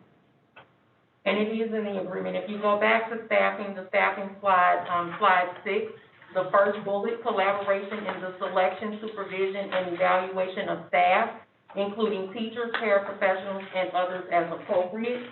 For example, our directors, principals, assistant principals, and area coordinators and other administrators will work collaboratively on those pieces. This was created, and we ensured that we captured the voices of many of our liaisons that were assistant superintendents of human resources in that conversation on that particular committee, to ensure that we were able to capture their voices, but also express exactly what you have shared here tonight. So does that mean that goes both ways? Absolutely. Okay. I didn't want to see it, but that's. For both SSD Yes. and. And so that's why we have here, for example, right. So does that respond to your question, Dr. Cooper? Yes, that makes me feel much better. Okay.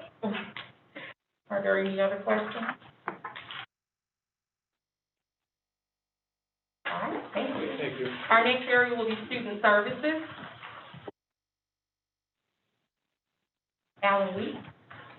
Good evening.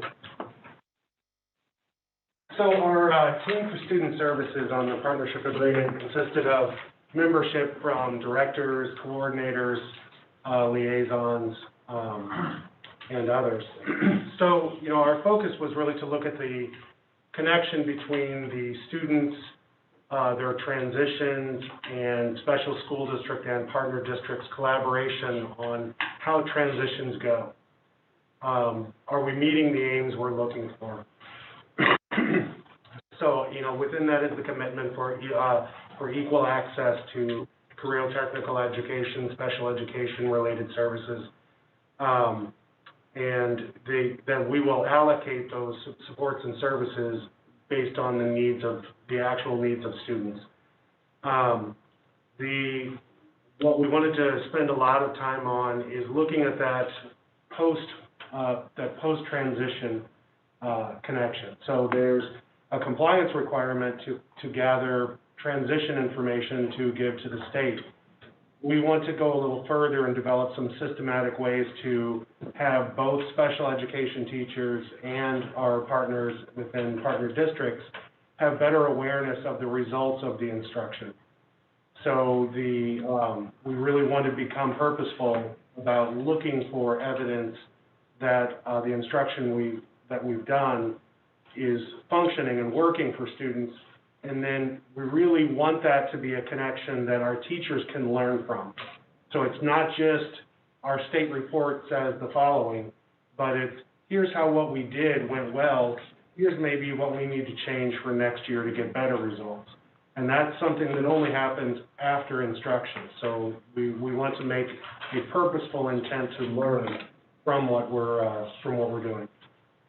We're going to be, through that, creating systems to be able to evaluate and look at, next slide, please.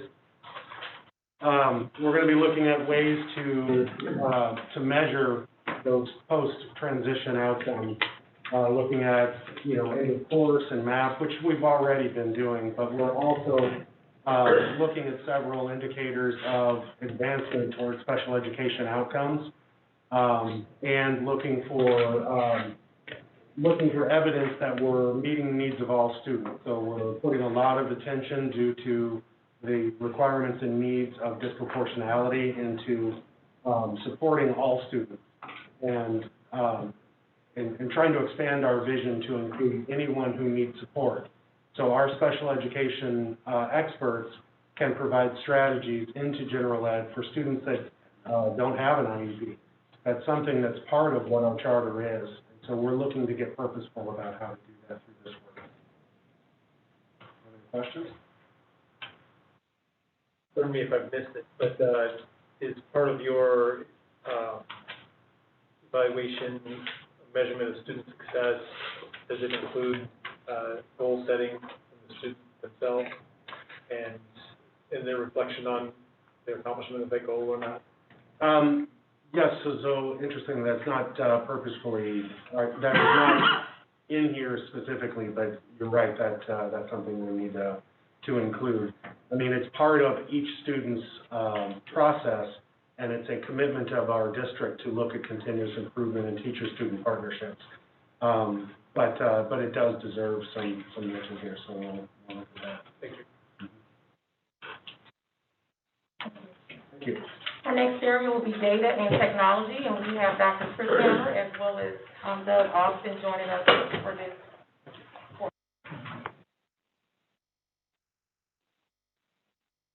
I'm up. Good evening. I'm Alex Tripp-Hammer. I'm the Assistant Superintendent for the Brentwood School District. I want to thank you for allowing me to talk this evening a little bit about our committee's work on data and technology.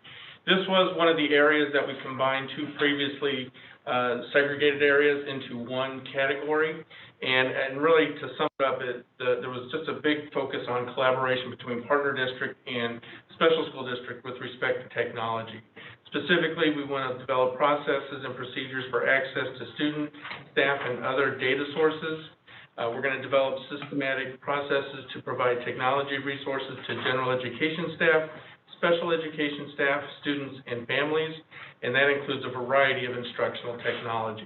And in this day and age, that's really grown, all the different areas of instructional technology. It was important for our committee to recognize that we wanted to have a process that was truly bi-directional, kind of what we heard just a little bit ago, that if the partner district has information, by golly, we're going to share it with SSD and likewise. For instance, in our district, we use assessment data called NWEA. Well, guess what? All of our SSD staff are going to have access to that system, and they're going to be able to see all of that data. I believe SSD uses something like FastBridge or other assessment tools, and the commitment is that we would be able to access that data as well. Let's see. In doing so, we obviously want to make sure we're compliant with both districts' board policies and regulations, of course, DESE regulations and vendor specs. And really more specifically, we're going to work collaboratively to differentiate access to technology and data based on role and need. We're going to identify those safeguards and security measures for data access, which is kind of critical in this day and age. And then we also want to have a centralized system to provide that easy flow of data between key members.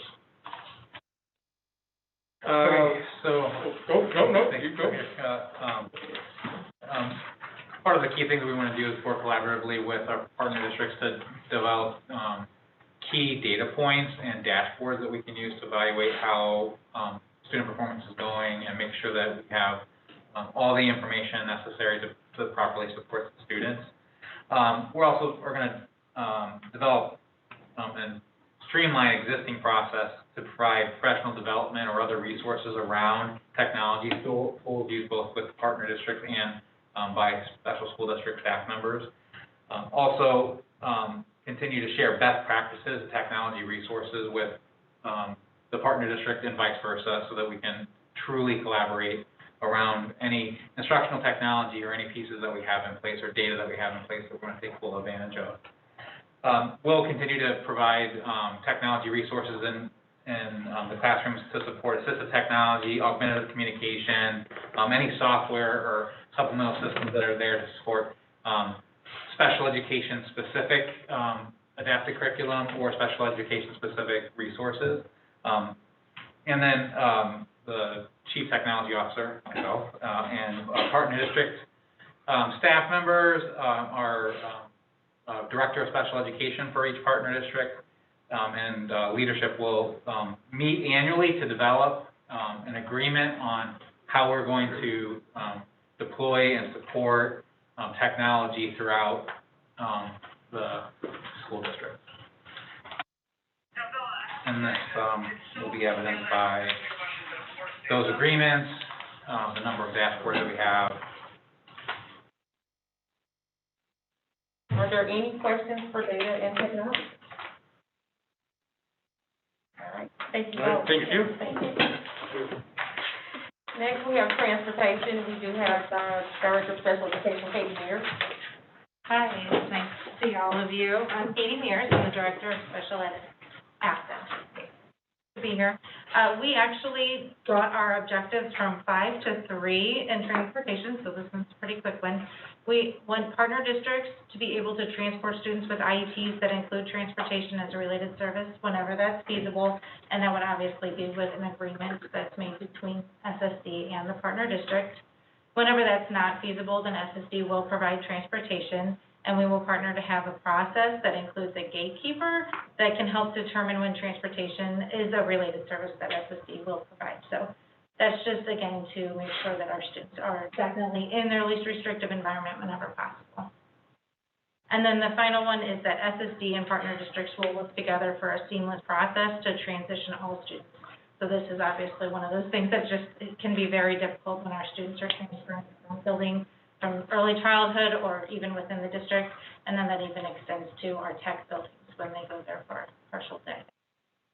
And we're going to gain all of the data that we need for this by looking at the percentage of on time, which is always very important to our families, all of our safety data, and the length of the rides to make sure that they stay reasonable. I have a question on this one. Sure. On number 9, on transportation. SSD will determine and share guidelines for transporting siblings and students who use SSD transportation. I'm not saying that I'm against that at all, but when we brought that up in front of the policy committee at that time, the difficulty was we were told, and again, that was 3 years ago. We were told that could not be done because of the insurance. Is that still the case? That's right. That's why we are removing those two. We're only going to have the first group. Yeah. Yeah, that's exactly. It would be a nice idea. It is a nice idea, and families obviously did really like that. Yeah, right. Yes, that's exactly right. Yeah. Are there any other questions for transportation? Thank you. And last, we have career and technical education. Andrew. Hello again. So for career and technical education and the partnership agreement, really there's 3 big themes that cut across everything that you're going to see in that section. We're focusing on access, so making sure that all students have access to career and technical education programming. Second is making sure that people that need information get that information. And third is that we're aligning opportunities, that we're not duplicating efforts, that partner districts are making programming that's the same as what we're offering at North and South Tech, or that North and South Tech are duplicating things that already exist in the partner district. So we're really trying to make sure that we're maximizing resources across St. Louis County to ensure the most opportunity for students. A couple highlights on this first slide. You're going to see some reference to House Bill 1189. That's a credit swap where students can trade out career and technical education credit for academic requirements to make it easier for some students to access our programming. There's also reference to bell scheduling. That's been a big sticky wicket for us as sending schools continue to change their start time or end time or lunch times. It impacts the ability of students to access the programming that we offer at North and South Tech. We're trying to accommodate the bell schedules of 22 different partner districts and 60 different high schools. Our ability to do that is somewhat limited. If one school changes their bell schedule, we can't change our entire start time because one school chose to change what their start time is. Also reference to making sure that we're aligning those opportunities to what the business and community need is for programming. So as new opportunities expand in the St. Louis area, making sure that we're looking at building programming. And as we build that programming, working with our partner districts to see, is this an opportunity that really should be housed at North Tech or South Tech? Is this something that should be housed in the partner district? Is this something that might be a collaboration between us and the partner district? So working through what's the best way for us to fill that need. Next slide. So another piece is making sure that we're collaborating to make sure that students with all learning abilities are able to access the CTE programming. As you heard Brian O'Connor from Northview speak earlier, we've really expanded the ability of students with disabilities to enroll in programming at North Tech and South Tech. We're really thinking collaboratively about how do we meet students where they are to create opportunities for those students. And so making sure students are aware that those opportunities exist. Second, you're going to see some reference here about course guides. Some of it's just awareness of making sure that partner districts are promoting our programming for career and technical education alongside their programming. We had some examples of really high-performing districts, like if you look at the course guide for Melville School District, South Tech programming is listed right alongside all of other Melville courses. The only difference is they say underneath our classes offered at South Tech. So if I'm a student who's interested in automotive technology and I go to my course guide and I look in the elective section, all of the elective classes at South Tech are listed right alongside the partner district courses. And so then the student has to dig a little bit deeper to say, oh, well, that's not at Melville, it's at South Tech, but it's right here in my course guides. Clearly, this is a mainstream opportunity for me. And then data sharing, there's some talk about really making sure that we're sharing directory information back and forth. So making sure we're getting information to students and families. This has been a challenge in the past as well. Making sure that we're reaching all students, not just some students. There's also reference about making sure we're getting information in the hands of classroom teachers. If you look at the old partnership agreement, we spent a lot of time talking about counselors. But when you think about it, a guidance counselor is going to be working with upwards of 300, 400 students, where classroom teachers see students every single day for 1 to 2 hours a day. And so they're really the ones that are going to be the front line, that when students have questions, how do we get information in the hands of those classroom teachers where they can also address career and technical education opportunities for students. Next slide. Yep, and so again, making sure we get information in the hands of all students. The big things that we're going to be looking at to know that we're doing a good job, that bottom bullet is the biggest one, is the percentage of students participating in SSD and partner district career and technical education programming. Where we've seen an uptick of student participation in career and technical education, we just want to see that increase continue to grow. Also at the top, you saw there postgraduate outcomes for students with IEPs. So it's also making sure that students who are participating in our programming with an IEP are having comparable outcomes to their neurotypical peers. Questions about CTE? All right, thank you. We'll now have Dr. Gates, who will share information about assessment and evaluation. Good evening, everyone. Thank you. Thank you so much. So I'm going to talk a little bit, after we had our subcommittees look at each of those areas, we also wanted to look at the rating scale that we have used in the past.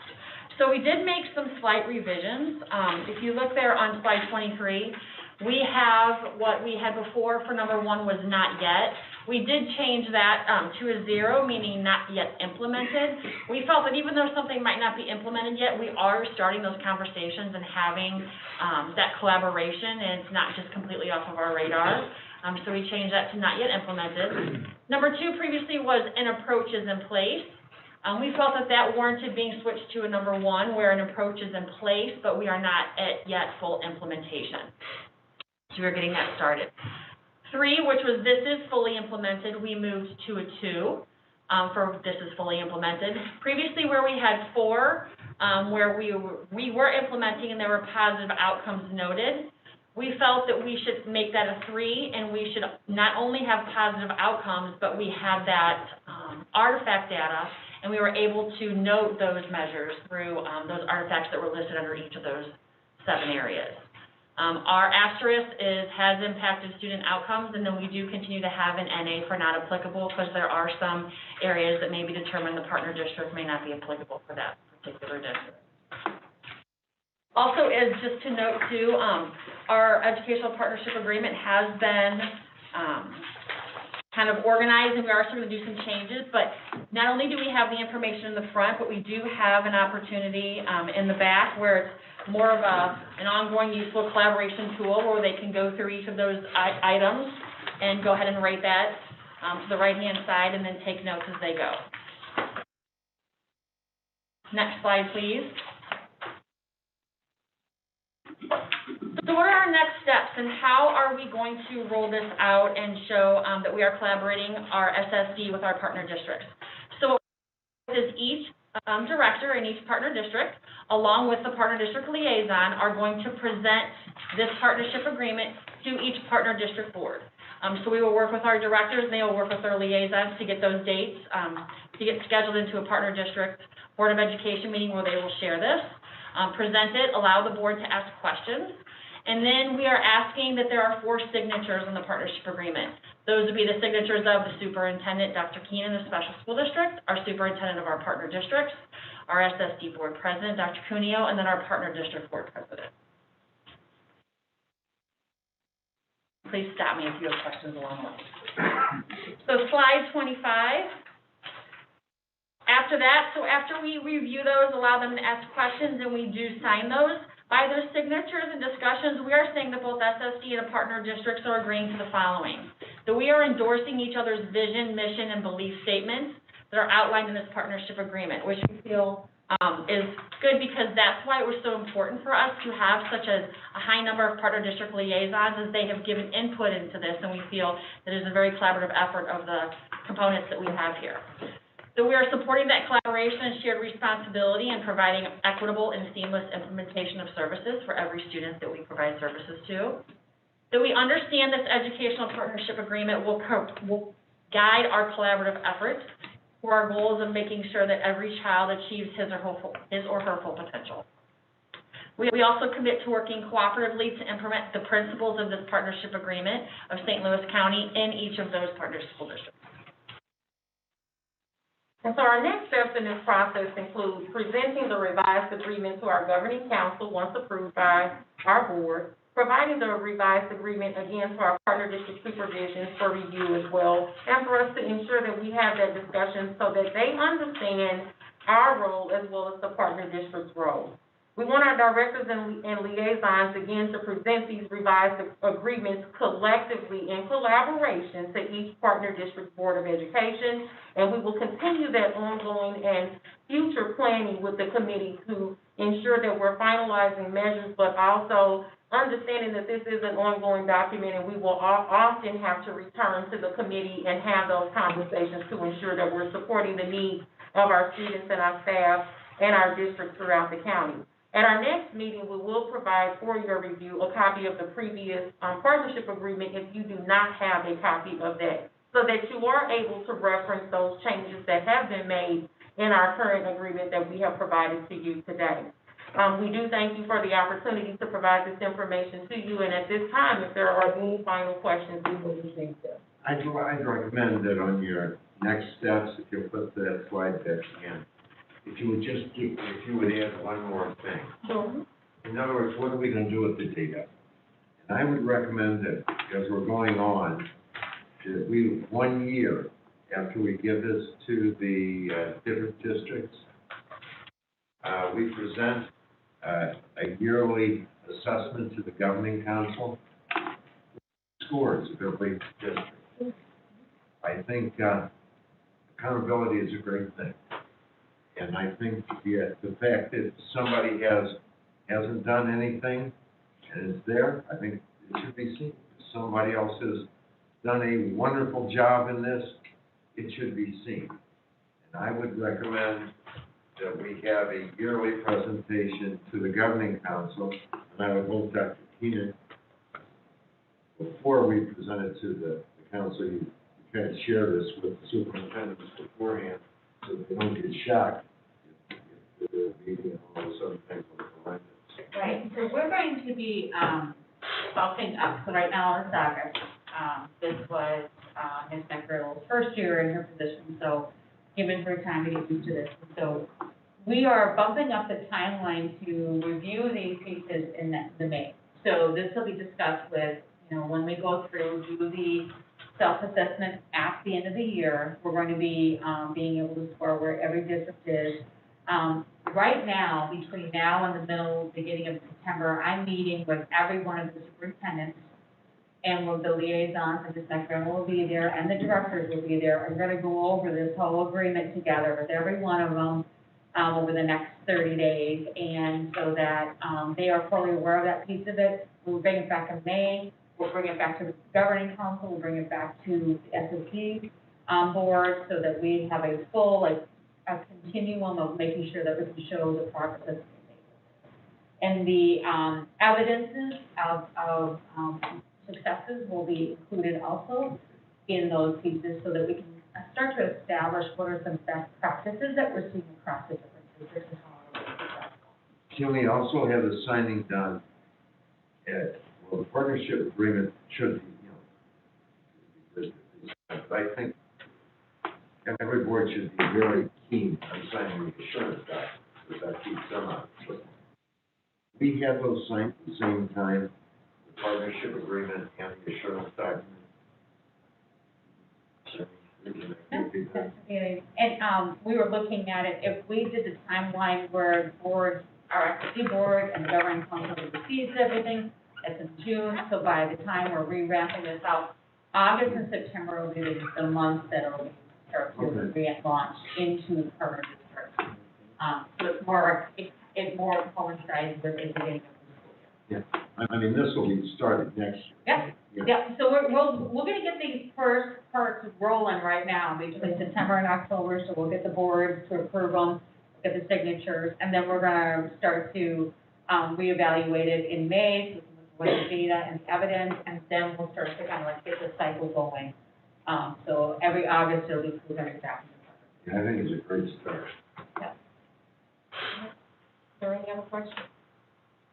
I'd just like to say one thing too about this is that the amount of people that gave input into it was a large group, but it was very organized and very thoughtful. Many groups met outside of the sessions that we had, so it was, I appreciate all of that.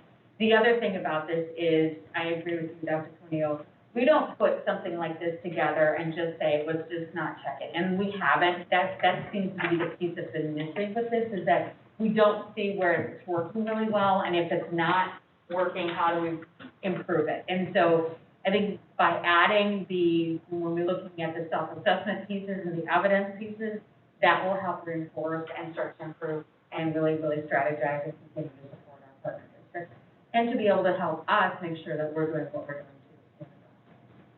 It'd be a great learning tool also if you run the building council. Yeah. Find out what all is involved. Yeah. So. All right, Thank you. Thank you, appreciate it. Yes, we are on it, it is our open meeting. We still have executive session. We do, we're supposed to sharpen that up. I do think we have to have a realistic assessment of how long this is. Yeah, maybe triple. So our next on the agenda is employee engagement.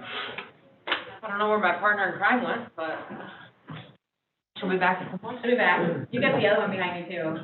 Sure, I'm sure we can do it. Like musical chairs up there. Good evening, I'm Kelly Grigsby, Executive Director for Schools and Programs. And I'm Steve McFarland, Executive Director of Partner District. We're here tonight to talk with you about one of our main priorities as a district leadership team, which is employee engagement.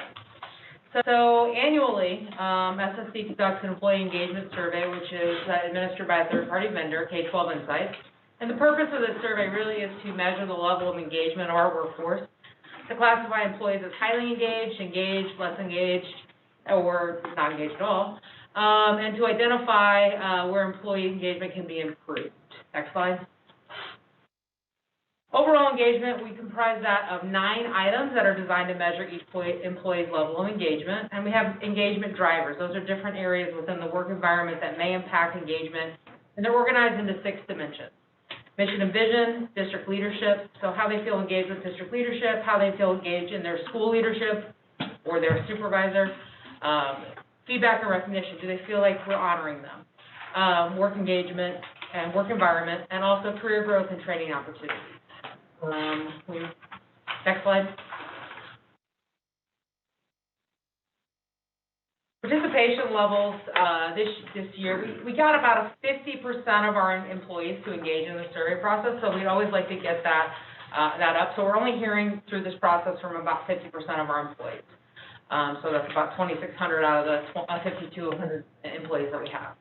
Overall engagement levels were similar across SSD schools and partner districts, around 64% in partner districts, 75% of teachers felt highly engaged or engaged, 82% of paras in the partner districts, and 74% of paras in the SSD schools also felt highly engaged or engaged. There was a higher number of paraprofessionals in our partner district schools that they classified as highly engaged or engaged compared to those that worked in SSD schools. We also probably need to dig into a little bit of that, of the numbers, so how many we were surveying, how many paras are working in partner districts versus in our SSD schools, to see where those numbers lie. Next slide, please. Some of the key actions that we were able to receive from the engagement survey are included here. Those key actions to improve employee engagement, there are 3 bulleted areas here, focusing on district leadership, career growth, and training opportunities, as well as feedback and recognition. We know that we have to ensure that we begin to focus on creating positive work cultures where individuals feel that we support them and that they are valued, understanding their professional needs, but also explaining how we're making decisions on key issues and being consistent with our messages. Also, under the area of career growth and training opportunities, we know that leadership opportunities must be available for our staff, and they must be able to understand what those opportunities are and how they relate to them in the work that they do, as well as their future goals that they have, personal goals and professional goals that they may have. With regards to feedback and recognition, we want to ensure that there are efforts to recognize high-quality work and accomplishments at the site and as well as at this level. Our key items to ensure that we maintain engagement is number 1, and most importantly, leadership. We have to have leadership where individuals feel that they can trust us, that we have a positive work culture that we are creating as leaders throughout the district. And again, that term consistency continues to populate throughout this presentation. We have to be consistent, again, with our message, what we say and what we do, and most importantly, communication. So when we look at those themed areas on the next slide, from our open-ended questions, and the question is, how can SSD improve and sustain employee engagement and satisfaction? And so we looked at 3 different staffing categories: teachers, paraprofessionals, as well as other SSD staff. Across the board, what we know is our focus from these open-ended questions include communication, leadership, professional development, compensation, and recognition. When we look at teachers specifically, we know that there must be a focus on health and safety, as well as supports for students and staff. And we may need to dig deeper to find out what type of supports our staff are looking for both themselves as well as for their students. And when we look at that paraprofessional category, we know that we must focus on those advanced opportunities for them to grow as well, too. As part of the survey, in addition, we analyzed the responses that staff gave where they could provide open-ended information. And what we found in those comments really was, over this past year, as you can imagine, with the changes in the challenges, the workload, so asking staff to do different things than they have been doing in addition to the things we already expected them to do, their pay during COVID, frustration between the differences in what they were expected to do maybe by SSD or in our SSD schools and programs versus what partner districts were expecting from them.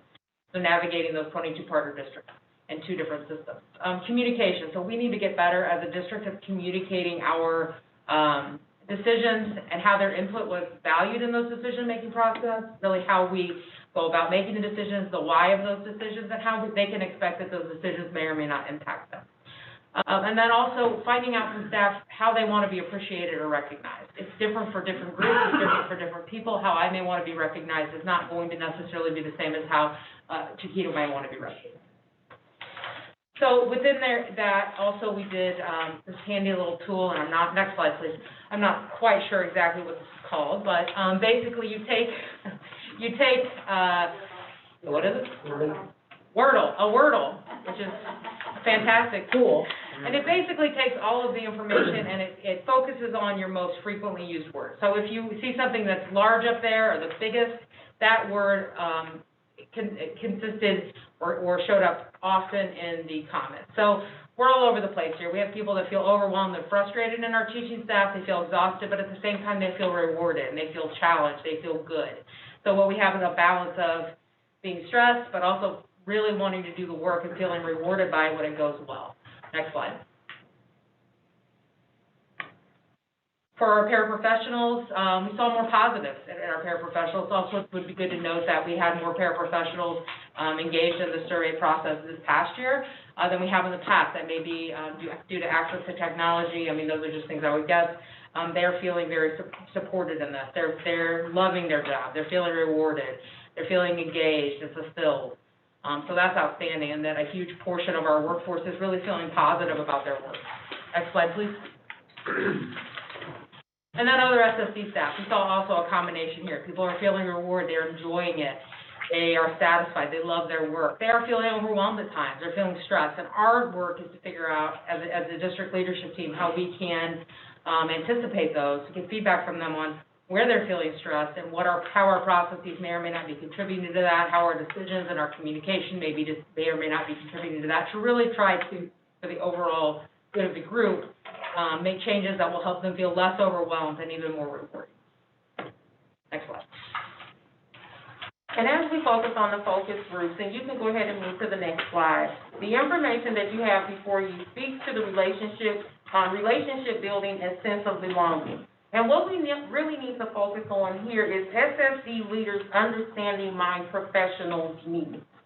And what our staff emphasized with that particular statement provided to them is the importance of having leaders who understand their day-to-day experiences, having that empathy and walking in their shoes and understanding the work that they do, but also having to encourage and also invest in their professional growth, to celebrate and include every role in those celebrations, celebrate all staff, acknowledge that the specialized set of skills that staff may have, and allow those staff members to be utilized to support the overall needs of the district. They want to be involved in the work. They want to be visible. They want our administrators to be visible outside of orientation. And we know that we must stress that and we must emphasize that as an expectation, that our leaders are in classrooms, they are present at events and activities, and they are supporting with programs and needs throughout the district. And we also have to ensure that our administrators provide feedback and recognition, but most importantly, they have to build those relationships. These are mostly aligned with our standards that are included in our administrative evaluation, and as we continue to work with our administrators and our partner districts as well as our SSD schools, it is our expectation that they understand how to connect the engagement survey and these particular components to the work that they do to support them also through the evaluation process.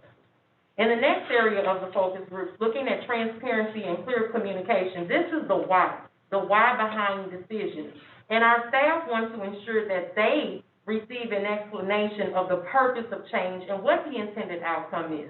And I think that we do that, but we have to be sure that we are clear with that message, where to find that information, and how to also be able to provide feedback and to also participate in that decision-making process when it is necessary. Next slide. The role in career growth in this particular area, this is where I see professional growth and long-term career opportunities with SSD. And so career growth was mostly notable, listed as a recommended area of focus by our paraprofessionals to some extent, as well as our operational staff. But our paraprofessionals would like their role to be seen as a career choice and not to be seen as a pathway to something else. And then as well as our operational staff, they would like training and growth leadership opportunities, expressing a specific interest in leadership training and more relevant performance reviews. Next slide. Another area that we focused on in our focus groups was consistency. And so the feedback we got from staff in our focus groups around consistency is that they want us to be, as leaders, more consistent, and as a district, more consistent in how we are meeting student needs. So we want to be consistent in our staffing. We want to be consistent in what's available across our district for students in different areas. We want to see alignment between our actions as leaders and our words. So are we doing what we say we're doing? They want to see us uphold decisions. When they make decisions that are sound and based in good decisions for kids, they want to see us as leaders support them and not go and change it just because it's moved up the line. They want us to see consistent messaging around our policies and practices and expectations. How we implement board policy in one end of the district should be the same as the way we're implementing it in another. Consistent messaging is super important, and it's a theme throughout. Also providing written procedures. So it's one thing to say what our procedure is, but to be able to provide them with something to refer back to that's consistent across the board. Next slide, please. In addition, equity came up with regards to the beliefs around equity across our district. Staff stressed that basically they have different experiences based on geographic location. We've heard this over the years, and oftentimes staff say that what their experiences are maybe in the north end of the county are not the same as what experiences are in the south end of the county, or across organizational departments, across schools. So how can we consistently provide everyone what they need in order to reach their potential, and how can we do that in an equitable way? And I know that's a focus of this board and also of your leaders in the district. At least one representative from each area basically raised that the district really needs to prioritize equity in leadership. And I think that needs to be teased out a little bit more as well. Next slide, please. Workload. Really, workload is a consistent theme that we hear over time. It also was a consistent theme in our work group, or in our focus groups. Really streamlining paperwork. Are we doing paperwork that's required by the state, by IDEA, or are we doing paperwork because it seems like a good idea to do paperwork? So what's the purpose of the paperwork, and are we meeting the needs? Reducing the number of initiatives. How do our initiatives connect? Does this focus on this? Is this replacing something else, or is this adding to the plate? How are we considering the time requirements? Are we really talking about to the people who are doing the work? Do we really know how long something truly takes, or are we just giving it our best guess and implementing without that true understanding of what the time expectations are? And then taking things off their plate. So instead of continuing to add, at some point the plate's full. And we need to really go back to what we're talking about with regards to initiatives, what really is tied to student outcome, what really is supporting of staff, and what we really need to be doing as a requirement for state and other obligations. Next slide. And then really talking about staff growth. So, I mean, it really goes back again to transparency from leadership, how we're using staff input in the decision-making process, and how we're relaying that to staff. Every decision we make comes from multiple perspectives. So really articulating what those different perspectives, many of our staff, because of the nature of the work they're doing, are focused in on the work that they're doing. And it's our responsibility as leaders to really show them how that all fits together, ties together, and connects from different perspectives within the organization. We need to work on building trust. Trust is built through competency, through responsiveness, through saying what we mean and meaning what we say, and really walking the walk and talking the talk. We have to continue to work on building trust across this district in all of our relationships and with one another. And then really to share that feedback. We can't just walk in and give constructive feedback. We have to give feedback. Every day we should be giving feedback. That's a piece of accountability, but it's also a piece of trust building. People want to know what they're doing well, and they want to know what they need to improve on. And when we can give them that feedback in a way that makes sense, it really will support growth. There is a concern and a request to consider the paraprofessional pay structure, which I think we're continuing to work on through negotiations, but we have to continue to work on that and to retain paras and to recruit and for satisfaction purposes. And then paperwork is back on the table as far as really working on exploring our paperwork needs and how much of that we could streamline and make a little bit more efficient. Next slide. Am I doing the next slide? All right, so I can start the next slide off for you, Kelly. That'd be great. The district leadership team and our action plans. And so as a district leadership team, we've discussed these results from the surveys as well as the focus group, and we've begun to work to begin to develop action plans to improve our employee engagement. And so through this process, we have developed several employee advisory groups that we will establish during the 21-22 school year, and we will meet quarterly with these groups. The groups are listed before you. We will focus on the structure of teacher workload committee. We will have regularly scheduled meetings with our unions as listed here to ensure that we're focused on leadership. And then we also have our steering advisory committee. And these are the committees where we will actually have some intensive and intimate conversations with our staff throughout the county. And so in our district, and so this is where we'll focus on teacher advisory, the para advisory group, operational, related services, and there is one that is missing, and that's our administrative advisory group as well. And within that piece, we need to figure out also how we're going to relay that information out to you. So you have one or two people from each area that are working on an advisory committee. So how do we make sure that we're transparent in the discussions and make sure we're getting that information out to all the members of that group? In addition, we're going to look at patterns in informal communication, what we see, what we hear. So we have lots of ways that we can get feedback, and it's a matter of making sure that we're paying attention to that feedback and making changes based on that. Members of our district leadership team will participate as the facilitators as well as individuals to support our staff on each of these advisory committees as well. Are there any questions? When was this survey? Last spring, I believe. We did it in January to February of last year. Of 2020. When is the next survey? Same time. So we'll be doing it again in January, February of this coming year. Of 2022. So we did it in 21, so January 20 to February, and then we're going to be doing it again at the same time. Gotcha. I wonder if compensation will be as big an issue. Because Um, last time we had imposed, this time we had a Yeah, contract. I think it was a couple of things with that in terms of the COVID pieces, the enforcement that, that's why looking at these pieces and we're, making sure that we're looking at two-way conversations around what is it, what are they looking for, and I think that the compensation pieces we're getting better through the negotiation process that we did. So we have 2-year agreements with everybody, so I think that really has been helpful. And I think that, we, as it came to the ratification of the contract, it was truly a two-way discussion around what's working, what's not working for the current contract, for all of the groups. So I think that will help.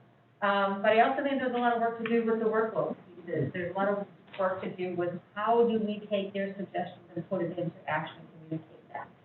It's not just about listening to people, it's about making sure what they say matters, and that when they do provide us with great ideas, that we put it out there and that we do a better job of communicating that out. And then also making sure that, as we were talking about the trust part of it, building that trust. I feel like it's getting more when you start to work with the union leadership, when you're meeting with them. When we were first meeting with them, it was like, well, we don't know if we want to say anything because we don't know if we can trust what's going to be said. But we're making sure that what we're doing is very confidential and that we're being transparent, and we're also trying to fix things and work on things as people are bringing them up. So we've already had a retreat on this as a leadership team to review this, and we're going to continue to work on these pieces. We are going to have with the teacher advisor, or not the teacher, the employee advisory committee, we would like to also have two board members on that committee to be able to participate in that. And that we're going to make sure that that group is really, these subcommittees are going to be bringing in pieces to that larger advisory group to be able to put things into action. And so that we have that full through communication.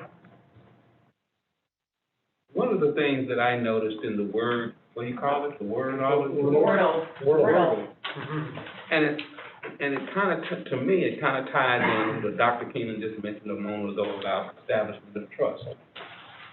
I noticed that in the teachers and the paras, even though the words are in different sizes and stuff, but I happen to notice the term unsafe. And it's larger in the para than it is in the teachers, and it's not in the SSD one at all.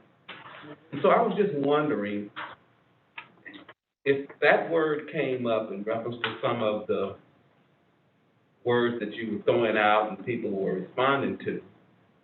What did they say that word was connected to in reference to their feeling unsafe? The reference to being unsafe was about the return to school and the apprehension of coming back with the unknown related to COVID. So their safety was more about COVID? Yes.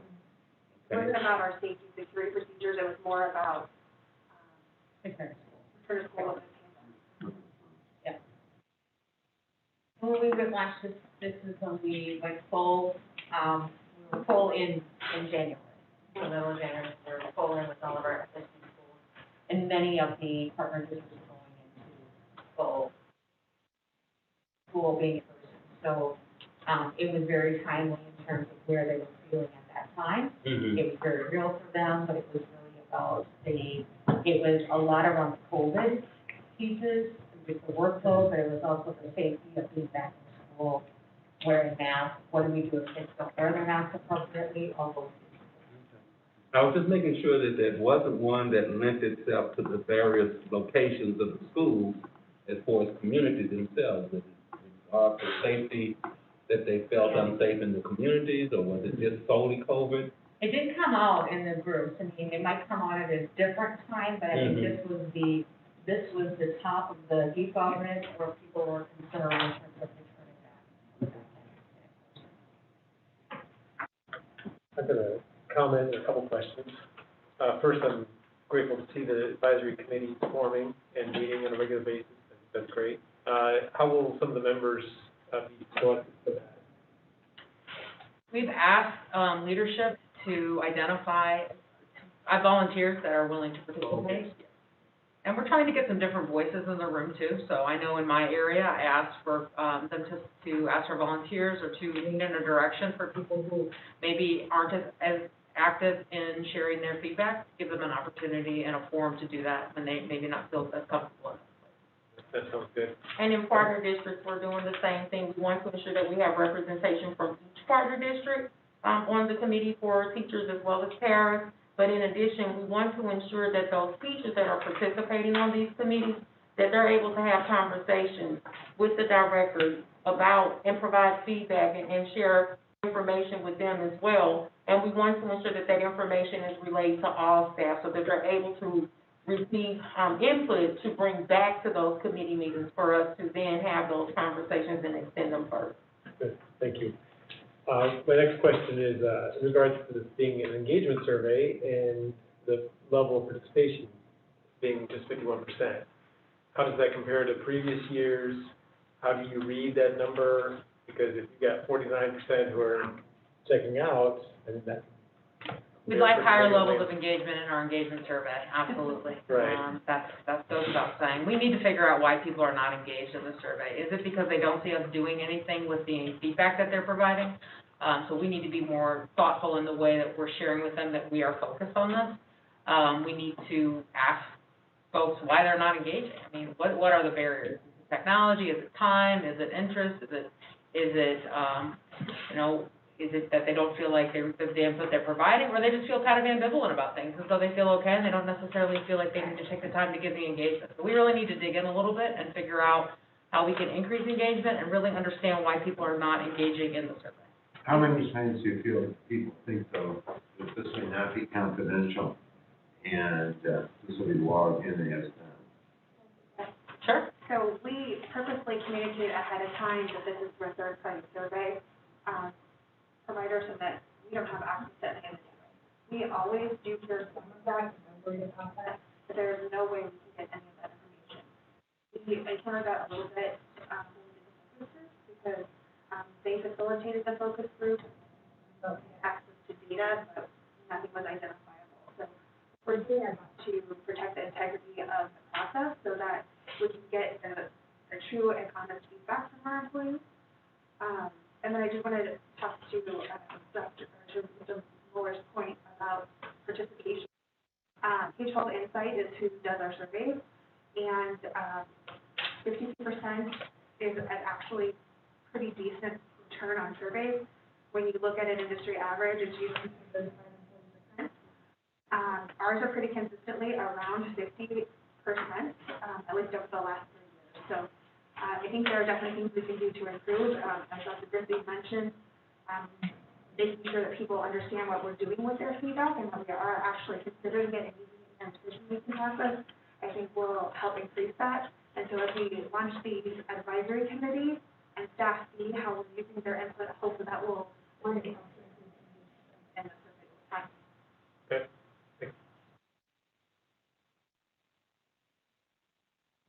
I just a comment on that, because this is looking at it as we go into this, that has, the theme around that, and Kelly kind of hit on it a little bit too, with, people are like, I don't know why I'm filling this out again, because you guys haven't done anything with it for the last 10 years. So I think that's part of the challenges for us, is to make sure that it isn't just going to be, like, we're just going to do nothing. So that's why we're going to be really out there talking about it, having them engaged, so that they are being heard, and that it's a two-way conversation. So we're not just hearing, like, suggestions. It's like, it is like we are working together to be able to facilitate and communicate it back out through the different groups, and utilizing the union representation to be able to kind of reinforce some of the things that we're doing. I think that's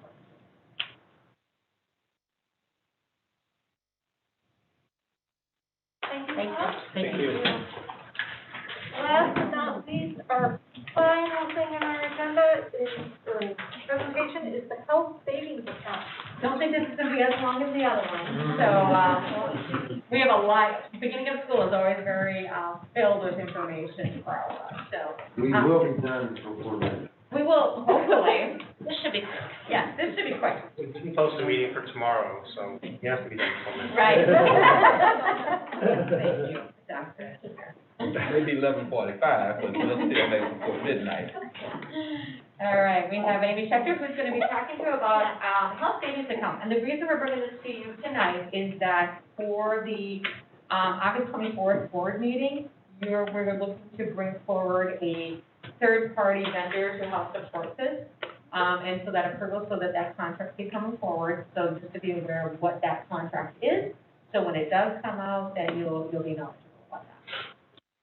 Good evening, Vice President Potroff, Dr.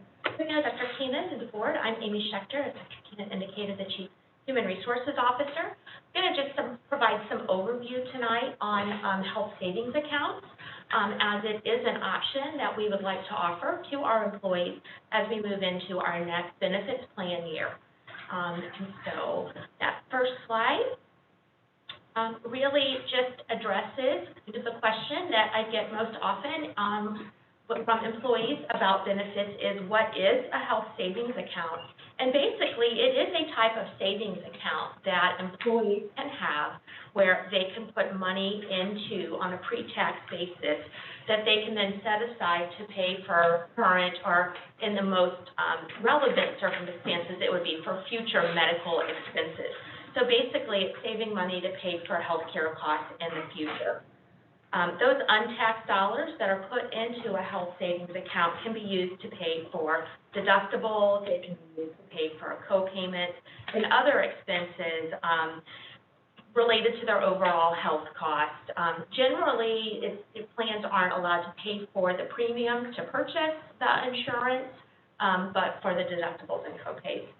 Funds can be used at any time, as long as they have funds available. They can be used to pay for those health expenses. Sounds like a great program. The only catch is that an employee has to be enrolled in a high deductible health plan, HD, HP as it's referred to in the rest of the presentation, in order to open and maintain a health savings account. So on the next slide, really looking at, so what is a high deductible health plan? So currently, the health plan that we offer to our employees has a $750 deductible, which is pretty standard, which must be met. Once you meet that, then your insurance kicks in and starts covering at a higher level.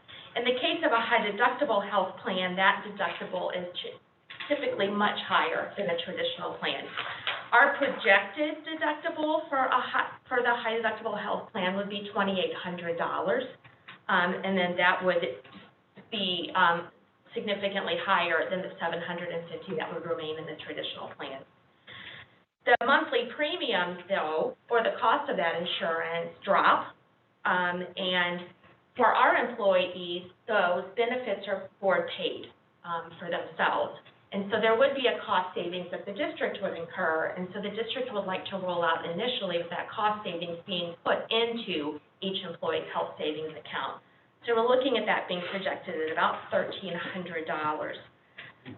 Also, when you think about the deductibles and having to reach those, when you have to consider that most preventative care, if you seek out that annual preventative care, based on your health status, your age, and many other factors. Those are typically covered by insurance at no cost.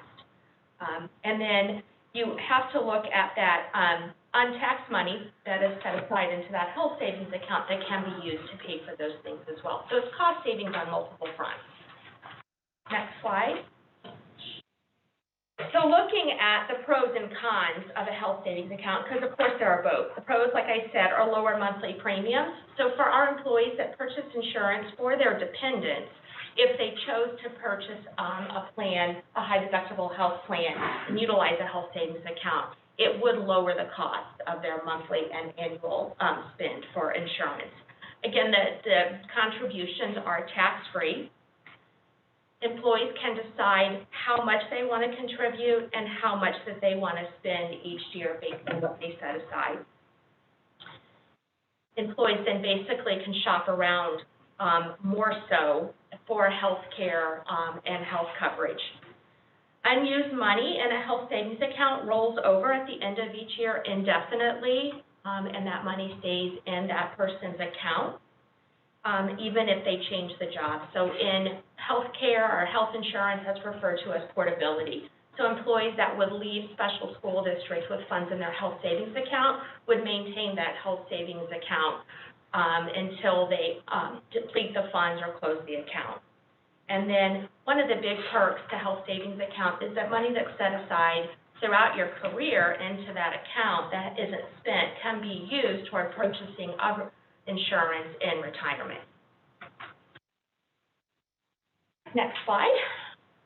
So we talked about the pros. There are some cons. Like I said, there are higher deductibles. Currently, a deductible of $750. To some, it feel like that is high.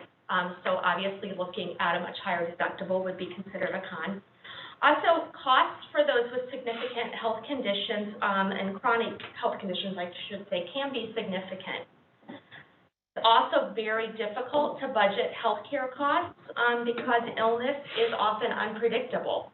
Unfortunately, people experience medical emergencies all the time that they obviously didn't plan for. And in this case, if they choose the higher deductible plan in a health savings account, they may not have budgeted for. When people are shopping around to decide where to spend their health savings account money, if you're not well versed in the world of healthcare and health insurance, it can be a little difficult to figure out where to go and how to interpret that information. And then it's difficult to recommend to individuals what they should do because there's so many factors that go into how much money can be set aside and whether or not this plan works best for each individual family. One thing studies have found also is that the pressure to save money in a health savings account for future medical costs or future health insurance purchases in some cases does prevent people from seeking medical care and some of that medical care being preventative that then ends up being costly later.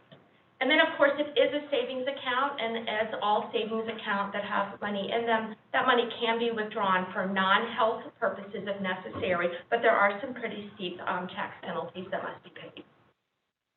Next slide. Just some information too then about the health savings account and the high deductible health plan. We do plan, like I said, on offering this to our employees as a selection, not as any type of mandate, but simply a plan that is available for them to review and make a decision if it's something that they would like to have. That plan will begin on January 1st of 2022, and our open enrollment begins on October the 1st. The employee participation will, like I said, decrease insurance premiums, and so, of course, that will be lower district expenditures, like I said, which at this time are projected to be at about a $1,300 savings.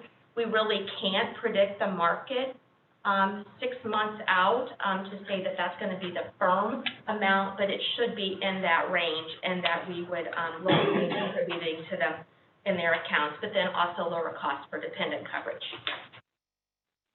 Next slide. So one of the biggest issues with health savings account and high deductible plans is just helping people understand what they are, what they're not, and how they can use those.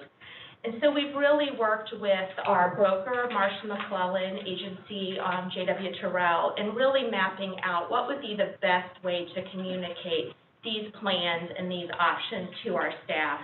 And really starting as early as September, and looking at making sure that our insurance and benefits and human resources staff are thoroughly trained to become the experts in the district's HSA and high deductible health plans. And then having presentations to district leadership as well as our union leadership so that people understand what the plans are so they can answer questions and direct people in the right places. There's a great deal of promotional materials that are available to distribute. We have wellness champions throughout the district and our SSD schools, sites, and programs, as well as in our partner districts. And so we have a module to train them on how to answer questions and provide information. We'll also be offering in-person informational sessions across the district that employees can come to attend, receive information, and have an opportunity to answer questions, as well as some virtual webinar sessions for those that don't feel comfortable going to meetings or don't have the ability to travel to them. Also be providing frequently asked questions document and an updated benefits guide. And then also, as I've shared in the past, we have a new online benefits enrollment software. And so during the open enrollment process, we'll have embedded videos and the opportunity for them to ask questions and get answers if they are literally at that moment of enrolling and still having any last questions. Next slide. One of the frequent questions that comes up is, does the health savings account replace a flexible spending account? And the answer is no. They are separate and different accounts. And we have a flexible spending account option now for employees, and employees can participate in that. Again, that is pre-tax money they can set aside into their account each year and use those on health expenses that may come up that are typically over-the-counter type expenses. So medications that they may take on a monthly basis, like a Claritin or a Nasoport type of allergy medication that's purchased over the counter. It can also be used for things like braces for their children or other higher cost things. But those accounts do have requirements on when the money must be spent and that they don't have the indefinite carryover. They also, the flexible spending accounts don't allow for the payment of medical procedures and co-payments and other things that the health savings accounts would allow for. You can be enrolled in both. You can have a health savings account and a flexible spending account if you choose. And we plan to continue to offer the flexible spending account as well as the health savings account because we recognize that the health savings account won't work for everyone, and we don't want anyone to feel forced into that. Next slide. So in order to manage it, it really becomes, like I said, a savings account for staff, and there's lots of caveats that go into managing savings accounts. And we're not a bank. Even though we have a very robust financial department and payroll department, we will need a third-party administrator in order to manage our health savings accounts. So as Dr. Keenan indicated, I'll be coming to the board on August 24th and asking to enter into an agreement with PayFlex to be our administrator for our health savings account. They are connected to Aetna, a subsidiary of that company, and who carries our medical health insurance for staff. And so what they will do is they will provide the debit cards for all of our staff. They will provide that account management. They will oversee the contributions and the withdrawals. They will also be able to manage for our employees direct payment to providers, as well as providing that customer service with those questions about their accounts, as well as making sure that individuals who have the health savings accounts are aware of any type of legal things that they need to know about, compliance, taxes, all of those things that come up through the accounts. To go through that kind of quickly, but I am more than happy to answer any questions that you have. One of the reasons we're looking at this was we have if you're an employee of ours, we pay for your insurance. And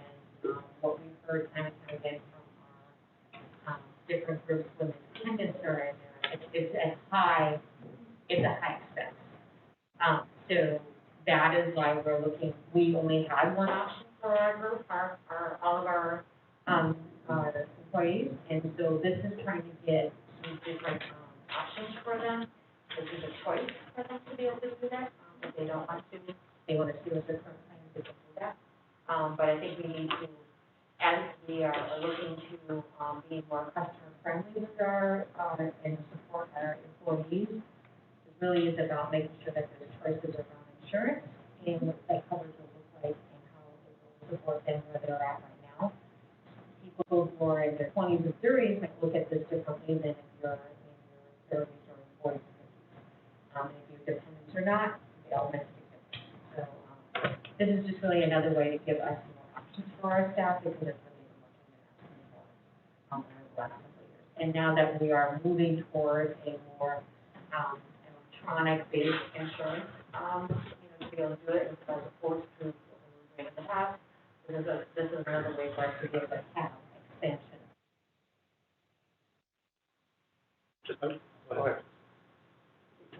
Okay. I will share that I'm enrolled in this with Parkway, and I enjoy the option, I enjoy the freedom of it, and I enjoy the HSA. Our manager actually does that kind of investment feature. Does K-Plus have that as well? Yes, they do. To invest it, take a portion of the HSA and put it in mutual funds or whatever. Yeah. Good. I also wanted to ask, sorry, that deductible of $2,800, what's the rate for the family, or? It would be the same. Oh, for the family rate, it Yeah, would be, for I wrote it each down. dependent, is it in addition? Well, it's typically a family rate, so if you have more than one, it would be the maximum of $7,300. So depending on how you set that up. Okay. And my question was just, it sounds like you're looking at a high-deductible plan for which regular primary care wellness checks would not be counted towards the deductible. Correct. Those would be covered 100% even if you have not met your deductible. Correct. I think that's really key Yes. to making this Yes. a good plan for Yes. families. Yes. And there's other things covered under it too, right? That are Oh, yes, it's just, everything would be covered the same as those not enrolled in the high deductible plan. It's just more out-of-pocket cost until the insurance starts covering at the rate that's the lower deductible. But you can take your kid to the pediatrician, get your vaccinations, and all Correct. the stuff that you definitely want to do every year. Yes. Without having to worry about Your that. mammogram, your colonoscopy, those types of appointments that are preventative, typically there's no out-of-pocket cost regardless. Will employees be allowed to choose different plans for different family members? Yes.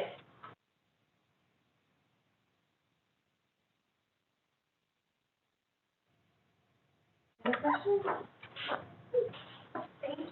Thank you. Thank you. All right.